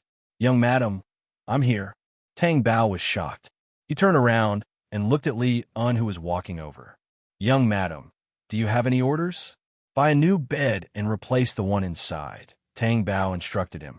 Li Un looked in the direction of the door and thought that this had always been the young madam's room, so there was no need to get the young master's permission. So he said, "Okay." Then, he went to order the servant to buy a new bed. Tang Bao went back to his room. Di Hao Ian's face was as white as a sheet. "Who allowed you to change your bed? I'm sick of sleeping with other women. If you don't want to sleep, you don't have to," Tang Bao said. Di Hao Ian's black eyes were cold. "You mean you want me to sleep in the master bedroom?" "No." Tang Bao looked at him. "You can sleep on the floor." Tang Bao looked at Di Hao Ian's silent expression. His cold and sharp face was still the one she was familiar with. However, she also knew that this was just a facade. Tang Bao sat down on the edge of Di Hao Ian's bed. He looked at Di Hao Ian with his clear eyes and said, "Di Hao Ian, you've lost your memory now. There are many things you don't know. You won't believe me even if I tell you. You said that you would rely on your own judgment, but sometimes it's not so accurate. Of course, I won't stop you from making your own judgment, but I hope that we can come to an agreement. Di Hao Ian looked at her with furrowed brows.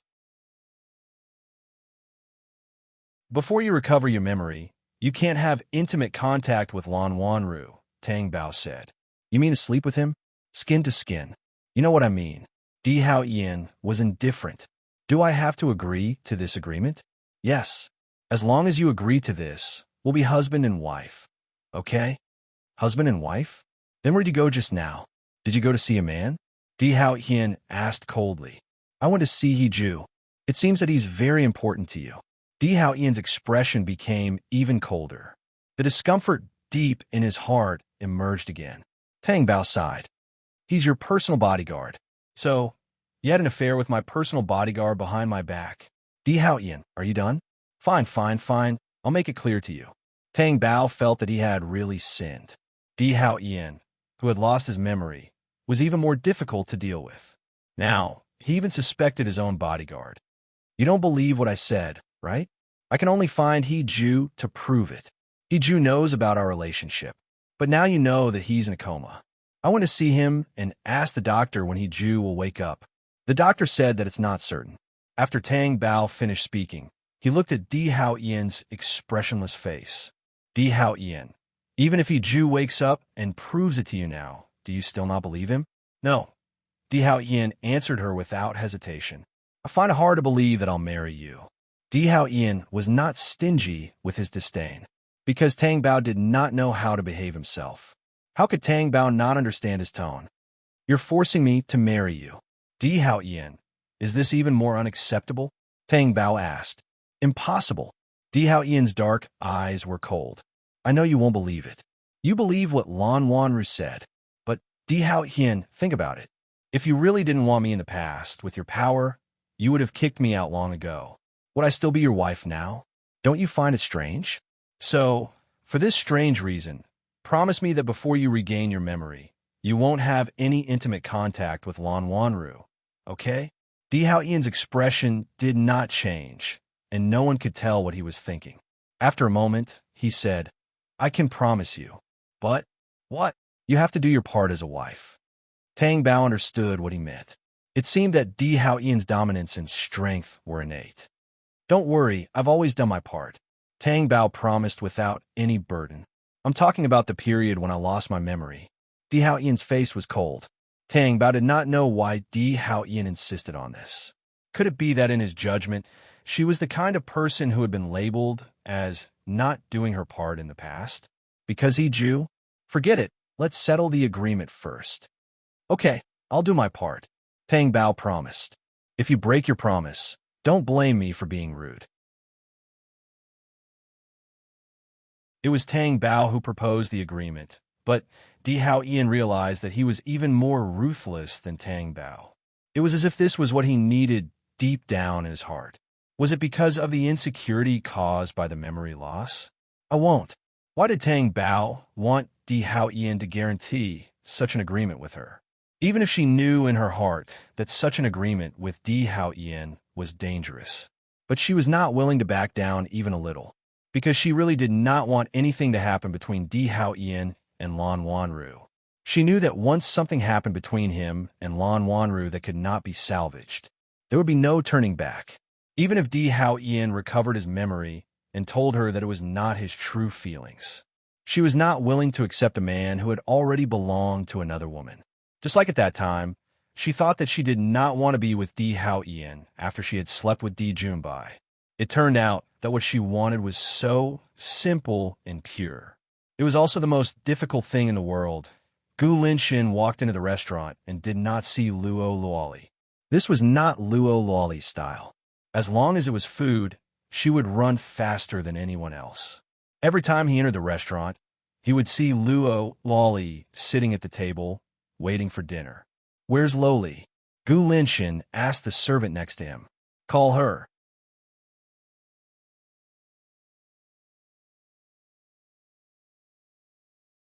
Chapter 466. Oh, coming. Luo Luoli answered from inside. She nervously adjusted her mental state. She tried to calm herself down. Gu Linshin, who was sitting at the dining table, looked at Luo Luoli coldly. Luo Luoli pursed her lips and sat down at the dining table. Don't you know it's time to eat? I know. Do you know it?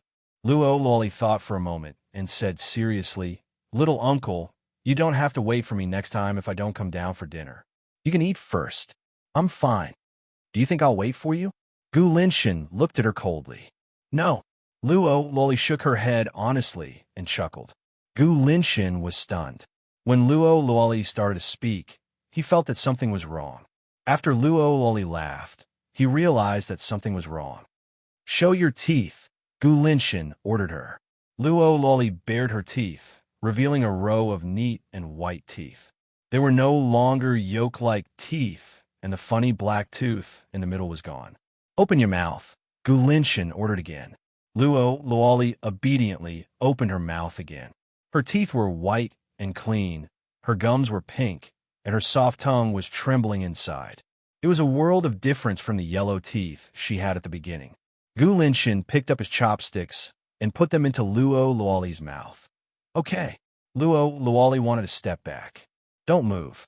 Gu Linshin's voice was deep and dignified. Luo Luoli didn't dare to move. She let the chopsticks go in her mouth and stir, especially her poor tongue. It was held by the chopsticks. Gu Linshin played with the pink tongue. It seemed to be softer than it looked with the naked eye. He wondered how it would feel to eat it. Gu Linshin suddenly felt his body tighten. She immediately restrained herself and took out her chopsticks, saying, Let's eat. Luo Luoli looked at Gu Linshin, whose expression had suddenly changed. Her little uncle was really unpredictable. She didn't do anything. It was all her uncle's doing. Why did he look so unhappy? Could it be that her little uncle was unhappy that she had turned her teeth white? Luo Luoli asked, Little uncle, do you have an appetite when your teeth turn white? Gu Linshin was slightly stunned. He immediately recalled what he had said in the coffee shop. She told Luo Luoli not to laugh, in case he lost his appetite. Is that why you removed the mess from your teeth? Luo Luoli's eyes flashed, and she nodded seriously. Yes. Why did Gu Linshin have a feeling that he couldn't trust her? What was that flickering gaze trying to hide? At that time, he had forced Luo Luoli to remove her makeup. She would rather cry than do it. But now he agreed, and, for him, if he believed it, he wouldn't be Gu Linshin. He wanted to see what was going on in this little rascal's head. Little uncle, are you happy? Luo Luoli asked as she looked at Gu Linshin, who was eating. Happy? Why can't I tell that he's happy? Or is he so happy that he can't tell? Luo Luoli thought for a moment and said, Little uncle, if you're happy, you have to smile. Do you want to eat or not? Gu Linshin asked sternly. Luo Luoli didn't say anything. She looked away and ate obediently. If he didn't smile, then so be it. She had never seen her little uncle smile anyway, so it was better not to smile.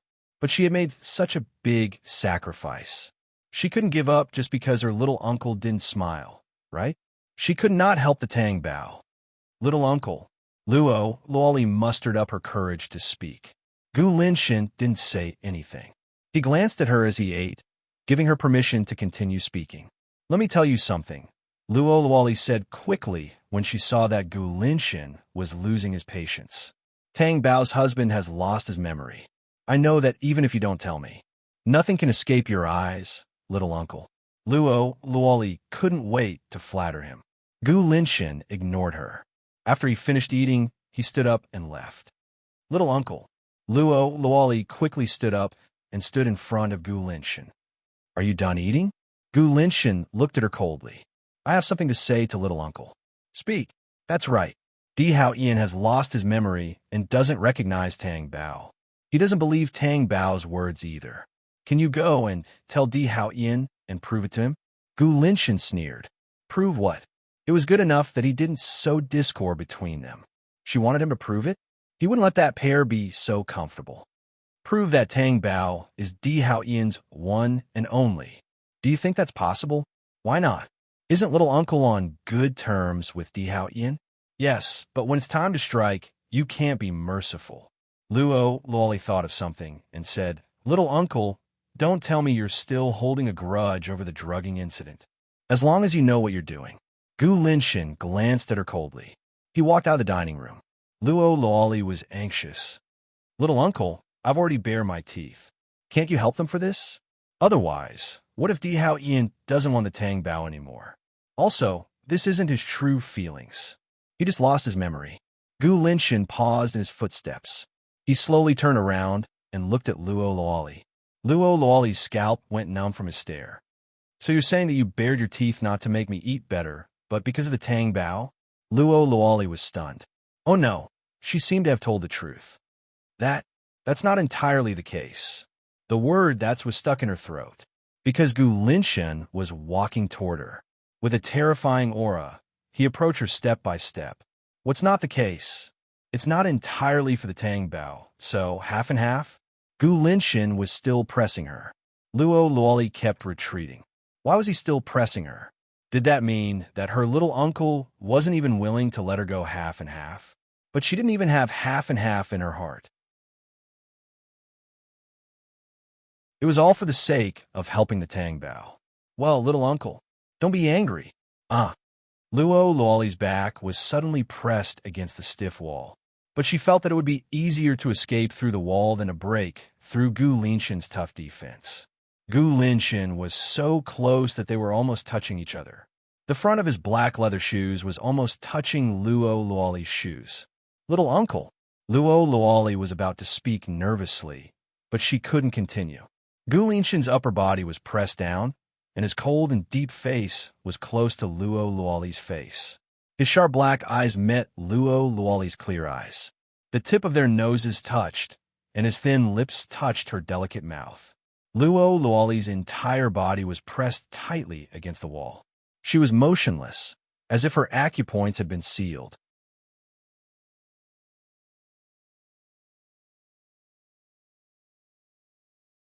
Chapter 467. Why aren't you saying anything? Gu Linshin asked in a low and hoarse voice. She didn't even dare to breathe. What else could she say? Weren't you speaking up for others just now? Now you can't even say a word? Little uncle allows you to speak. Gu Linshin seemed to be very easy to talk to. When he spoke, his breath was cool and hot. Luo Luoli inhaled all of it into her lungs. It made her feel like her entire face was burning. Under his intense gaze, she braced herself and said, Little uncle, you're too close to me. I can't breathe. Did I gag you? Gu Linshin's sweet breath wafted over. His voice was low and hoarse. Luo Luoli stared at Gu Linshin in a daze. What was he saying? Why'd he gag her? Especially when her little uncle was staring at her mouth. It felt so dangerous. She instinctively pursed her lips. What was he looking at? Gu Linshin really wanted to swallow that little mouth. Was it as soft and bouncy as he imagined? But when he saw Luo Luoli's frightened expression, Gu Linshin regained some of his rationality. He didn't gag his thin lips. Do you know why I didn't help them? Di Hao Ian, who has lost his memory, doesn't believe Tang Bao's words. He definitely won't believe me, Gu Linshin said to her. But you are friends. So he believes you just because you're friends? Di Hao Ian isn't easy to deal with before he loses his memory. Now that he has lost his memory, he will only be more cautious. Otherwise, how could he have hidden himself and not been discovered? It was only a matter of time before Tang Bao found out. That was because his attitude towards Tang Bao had changed. Compared to the past, it was like heaven and earth. Then what should we do now? Luo Luoli asked worriedly. What should we do? You're not allowed to meddle in their affairs. But no buts. You can't meddle in their affairs. I'm warning you. If you dare to meddle in other people's business, see how I'll deal with you. Luo Luoli was stunned. Pack up. What a terrible choice of words. That would be terrible. Gu Linshin was pleased to see the frightened look on her face. His oppressive body slowly retreated, no longer forcing her. At this moment, a black car was parked outside the high-end apartment. The car door opened, and old Master Gu got out of the car and walked into the apartment. Then he walked inside. Luo Meiwan was cleaning when she heard the doorbell ring. Who would come at this time? It was not Sunday, so Luo Luoli would not come over. Luo Meiwan opened the door. When he saw the people standing outside, his expression changed. Dad, what did you call me? Old Master Gu's face was stern and cold as he asked. Luo Meiwan knew that he had said something wrong and immediately corrected himself. Master Gu. Old Master Gu did not say anything. He ignored her and went straight into the house. Luo Meiwan calmed herself down and closed the door. She looked at old Master Gu, who was standing in the living room, and said, "Please take a seat. I'll get you a glass of water." After saying that, he went to get the water. Luo Meiwan could not figure out why old Master Gu would appear here. Was he here to look for her? Or was he looking for Gu Linshin and accidentally saw her? But if that was the case, why was old Master Gu not surprised at all? She placed the poured water on the coffee table in front of old Master Gu. Old Master Gu looked at the cup of tea. It was his favorite green tea. Although it was not a special green tea brand, it could at least stir his emotions. But this emotion was not one of being touched, but of disgust.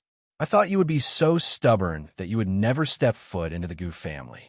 Isn't this the property of the Gu family? Old Master Gu asked sarcastically. Luo Meijuan's face burned. She did not have the face to face him. I'm sorry. Sorry? You don't have to say such things to me. You have nothing to be sorry about. Anyway, I didn't give birth to you. To me, you are an outsider. Luo Meijuan's eyes were filled with tears.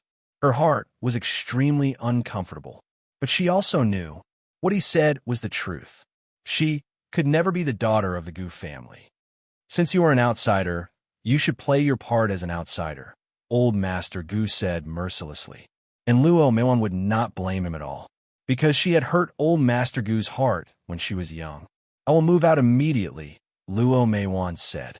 You don't have to move out. I didn't say that. Luo Meiwan looked at old Master Gu in confusion. Then what do you mean?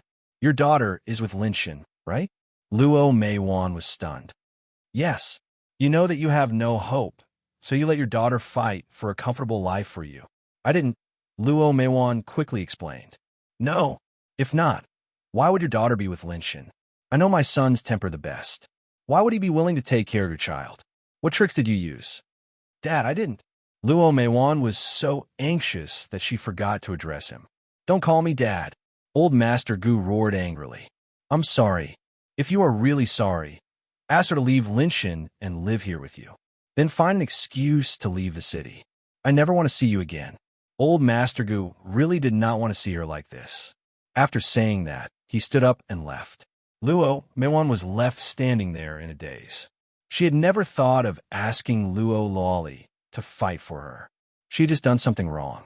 She did not know how old Master Gu knew that she was here and that Luo Luoli was with Gu Linshin. But this kind of thing would be found out sooner or later. It was as if she was so shameless. Luo Luoli was doing homework in her room. Her phone rang. She took a look and saw that it was Luo Meiwan. She answered. Mom, what's wrong? What are you doing? I'm doing homework as a student, of course, Luo Luoli said helplessly. I want to ask you, how long are you going to stay with your uncle? Luo Meiwan asked. Huh? Didn't you say that I'll stay until I'm 18? Counting the time, there are still 2 months before I give birth. Loli Luo said. Then she asked curiously, why are you suddenly asking me this? I want you to live with me. Why don't you wait a little longer? Luo Luoli wanted to, but her uncle would not let her go. He even threatened to break her legs. It was so scary. She did not dare to tell Luo Meiwan, for fear that she would scare her. I don't want to wait. Every night when I go to bed, I feel lonely. Luoli, Mom wants you to stay by my side. Luo Luoli wondered what was going on. Luo Meiwan had never said anything like this when she had been away for so long. Even if Chun Shuejing was dead, Luo Meiwan had lived in the apartment for so long. Why was she feeling lonely now? Perhaps she felt lonely after a long time.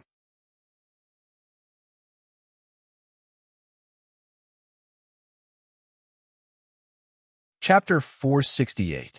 You can't have such thoughts. Luoli, he's not your biological uncle after all. It's not good to keep standing there. Can't you spare a thought for me? Luo Luoli didn't understand what this had to do with thinking about Luo Meiwan. Was it because she was worried about the Gu family? But Luo Meiwan was also living in Gu Linshan's apartment. Mom, are you hiding something from me? Luo Luoli asked uncertainly. No, why would I hide anything from you? What can I hide from you? Don't think too much. Then why do you seem so insistent all of a sudden? Luo Meiwan hesitated for a while before saying, There's something I'm worried about. What is it? I'm afraid of the Gu family. You know, when I left the Gu family, I hurt their feelings. I'm too ashamed to stay here. Actually, I've been thinking about when to leave before the new year, but I didn't mention it to you. The Gu family? Are you talking about little uncle's father? We're living at little uncle's place now. It has nothing to do with his father. Silly child, isn't your little uncle a member of the Gu family? Think about it. If old Master Gu finds out that you're living at your little uncle's place one day, what will you say? Who are you? Why are you living at his son's place? This is my fault. I don't want you to bear the responsibility. Do you understand? Luo Luoli pursed her lips and didn't say anything. She hadn't thought about this problem. She had only thought about whether she could think of a way to improve her mother's relationship with the Gu family. Her mother was obviously afraid and didn't even dare to think about it. Okay, I'll tell little uncle. After Luo Luoli hung up the phone, she held it in a daze. What should she do? She had mentioned that she wanted to go back and live with her mother.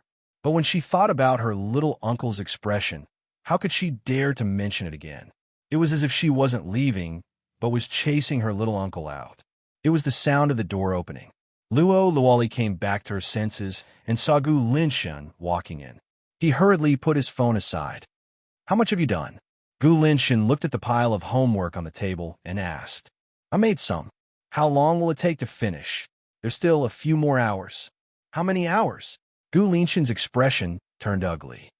You've been in your room for a few hours. There's still so much to do. What are you doing here? You're already an adult, yet you still need me to supervise you while you do your homework. I didn't ask you to supervise. Luo Luoli lowered her head and muttered softly. Say it again. Gu Linshan's eyes were cold. I said thank you for your supervision, little uncle. Luo Luoli raised her face and smiled. Gu Linshan looked at her thin white teeth and glanced at her coldly. Who did you call? It's my mom. What is it? I'm fine. When Gu Linshan entered the room, he noticed that Luo Luoli was in a daze. She looked like she had a lot on her mind. How could she escape his eyes? She still wanted to hide it from him. Luo Luoli looked at Gu Linshan. He didn't know if she was wondering if he would be angry or if she should tell him. In the end, she asked, Little uncle, will you let me go after I'm 18? Is that what your mom told you? My mom want me to stay with her. Don't tell me that she's too old to live alone. Yes. Luo Luoli nodded seriously. Yes, my ass. Little uncle, you're swearing. Luo Luoli felt extremely wronged. Gu Linshan didn't care if he was swearing or not. He stared at Luo Luoli coldly. What did she say? Luo Luoli said softly. Nothing much. She's just afraid that your dad will find out that I'm here.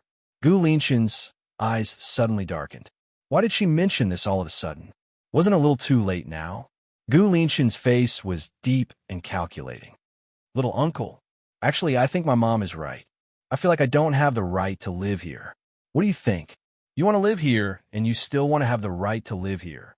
That's not what I meant, Luo Luoli immediately said. Wasn't the right thing to do between a man and a woman? What a strange feeling. Gu Linshan bent his fingers slightly and slammed the table. Hurry up and write.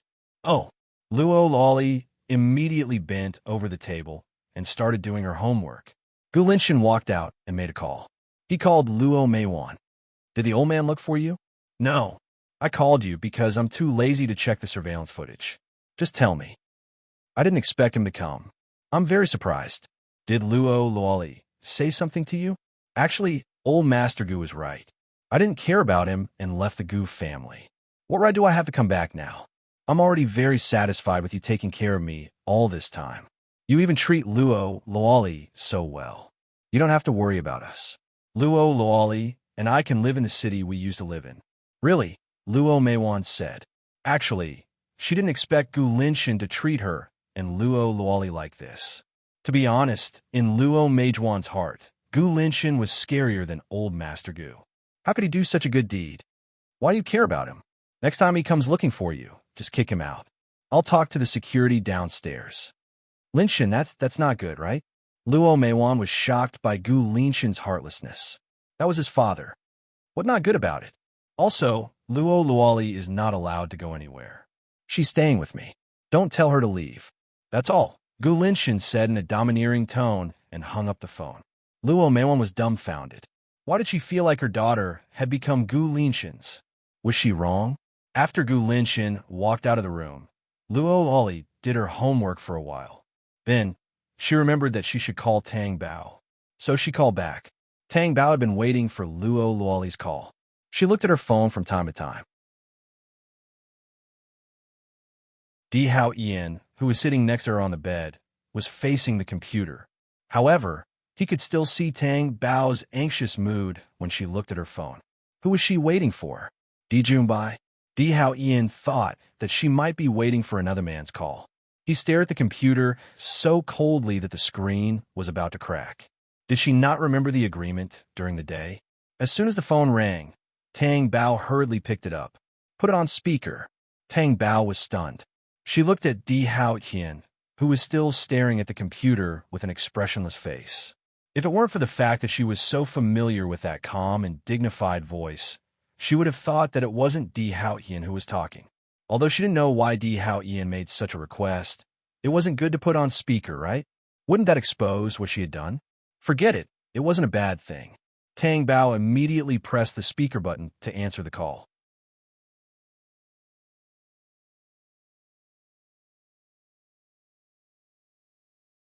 Chapter 469. It's okay. If you can't help, then forget it. I'll think of something else. Tang Bao glanced at Di Hao Ian and said, My uncle said that Di Hao Ian doesn't trust you, and he won't trust my uncle either. It's useless to say anything. Tang Bao was stunned. Gu Linshin was right. Di Hao Ian didn't trust his wife, Tang Bao. How could he trust his friend, Gu Linshin? She just believed that Gu Linshin had the ability to do that. However, it was easy to expose Di Hao Ian. How difficult was it to get Di Hao Ian to add something to his blank mind?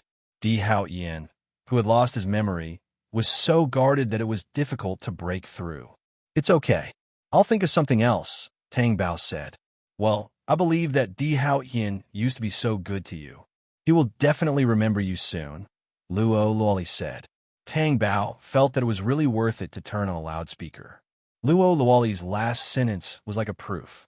It proved that Di Hao Ian used to be so good to her.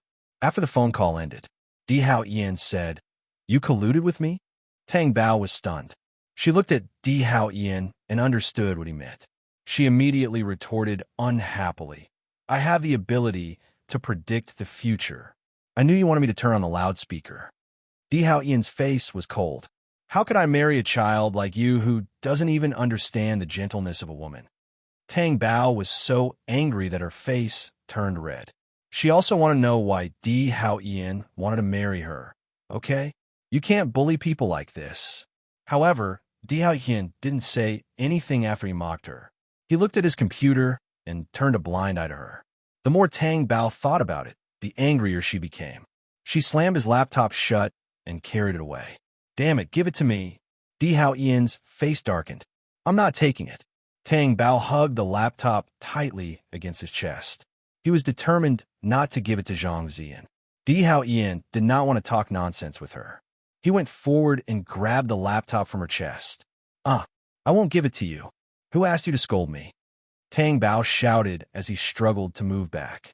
Then, he fell onto the bed and Di Hao Ian pounced on him. Tang Bao's eyes widened. She felt Di Hao Ian's hand on her chest. Di Hao Ian also realized that something was wrong, because the touch was different. He then looked at Tang Bao's face, which was bright red. Di Hao Ian's mind flickered, and he directly snatched the laptop from Tang Bao's chest. If you touch my laptop again, you don't have to sleep here. Di Hao Ian sat back on the bed with a cold face. Tang Bao slowly got up and looked at Di Hao Ian, who was facing the laptop again, and said, Don't you want to rest? No need. Di Hao Ian, when are you going for follow-up examination? Tomorrow. You really have to go earlier because you didn't say that you lost your memory when we were in the hospital. What's there to be embarrassed about? Tang Bao asked in confusion. Di Hao Yin raised his cold black eyes. He did not even settle the score with her, but she came to ask him instead. If it were not for her, would others know about his memory loss?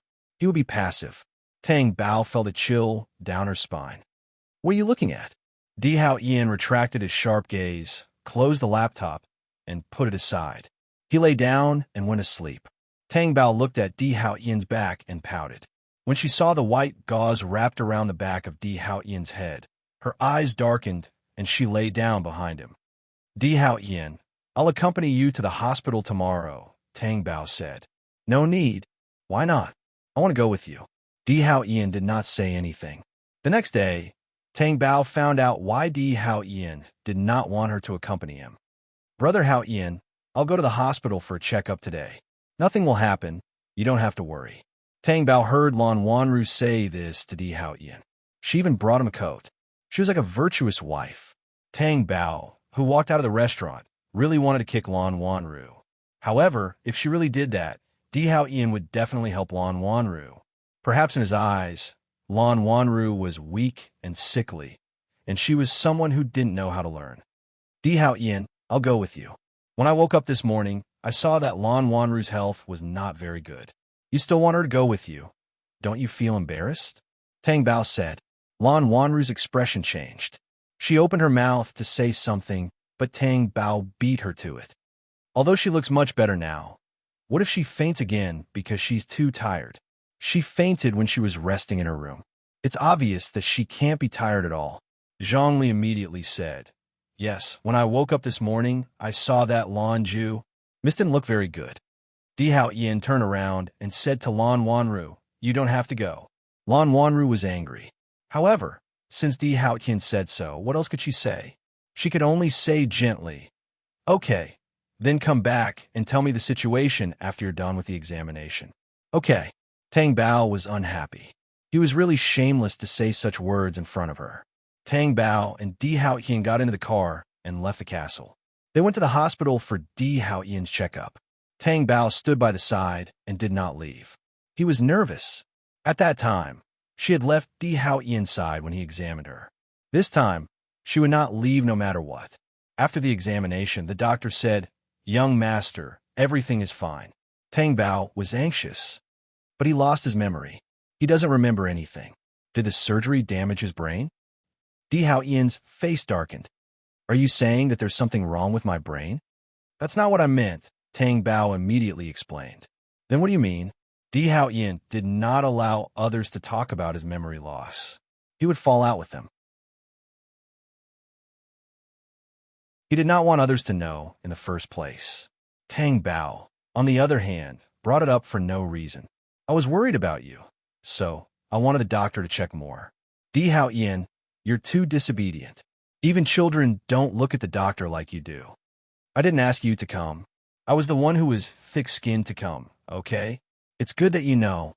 Tang Bao really wanted to curse. So arrogant, huh? The doctor said awkwardly, the biggest possibility for memory loss is that he hasn't fully recovered. Other than not remembering people, the young master's logic is normal. As long as this doesn't affect his quality of life, he can wait to slowly recover. Because this can't be rushed. Sometimes, he will remember everything on his own after he recovers. Does the young master occasionally remember something? For example, a certain person or a certain piece of memory? Yes, not much, Di Hao Yin said. This is a good sign. It's a good start. For example, if a pipe is completely blocked, it's a little difficult to clear it again. If it's not completely blocked, it will naturally clear on its own. So, young master, don't worry, the doctor said. Tang Bao thought to himself, what the hell is she worried about?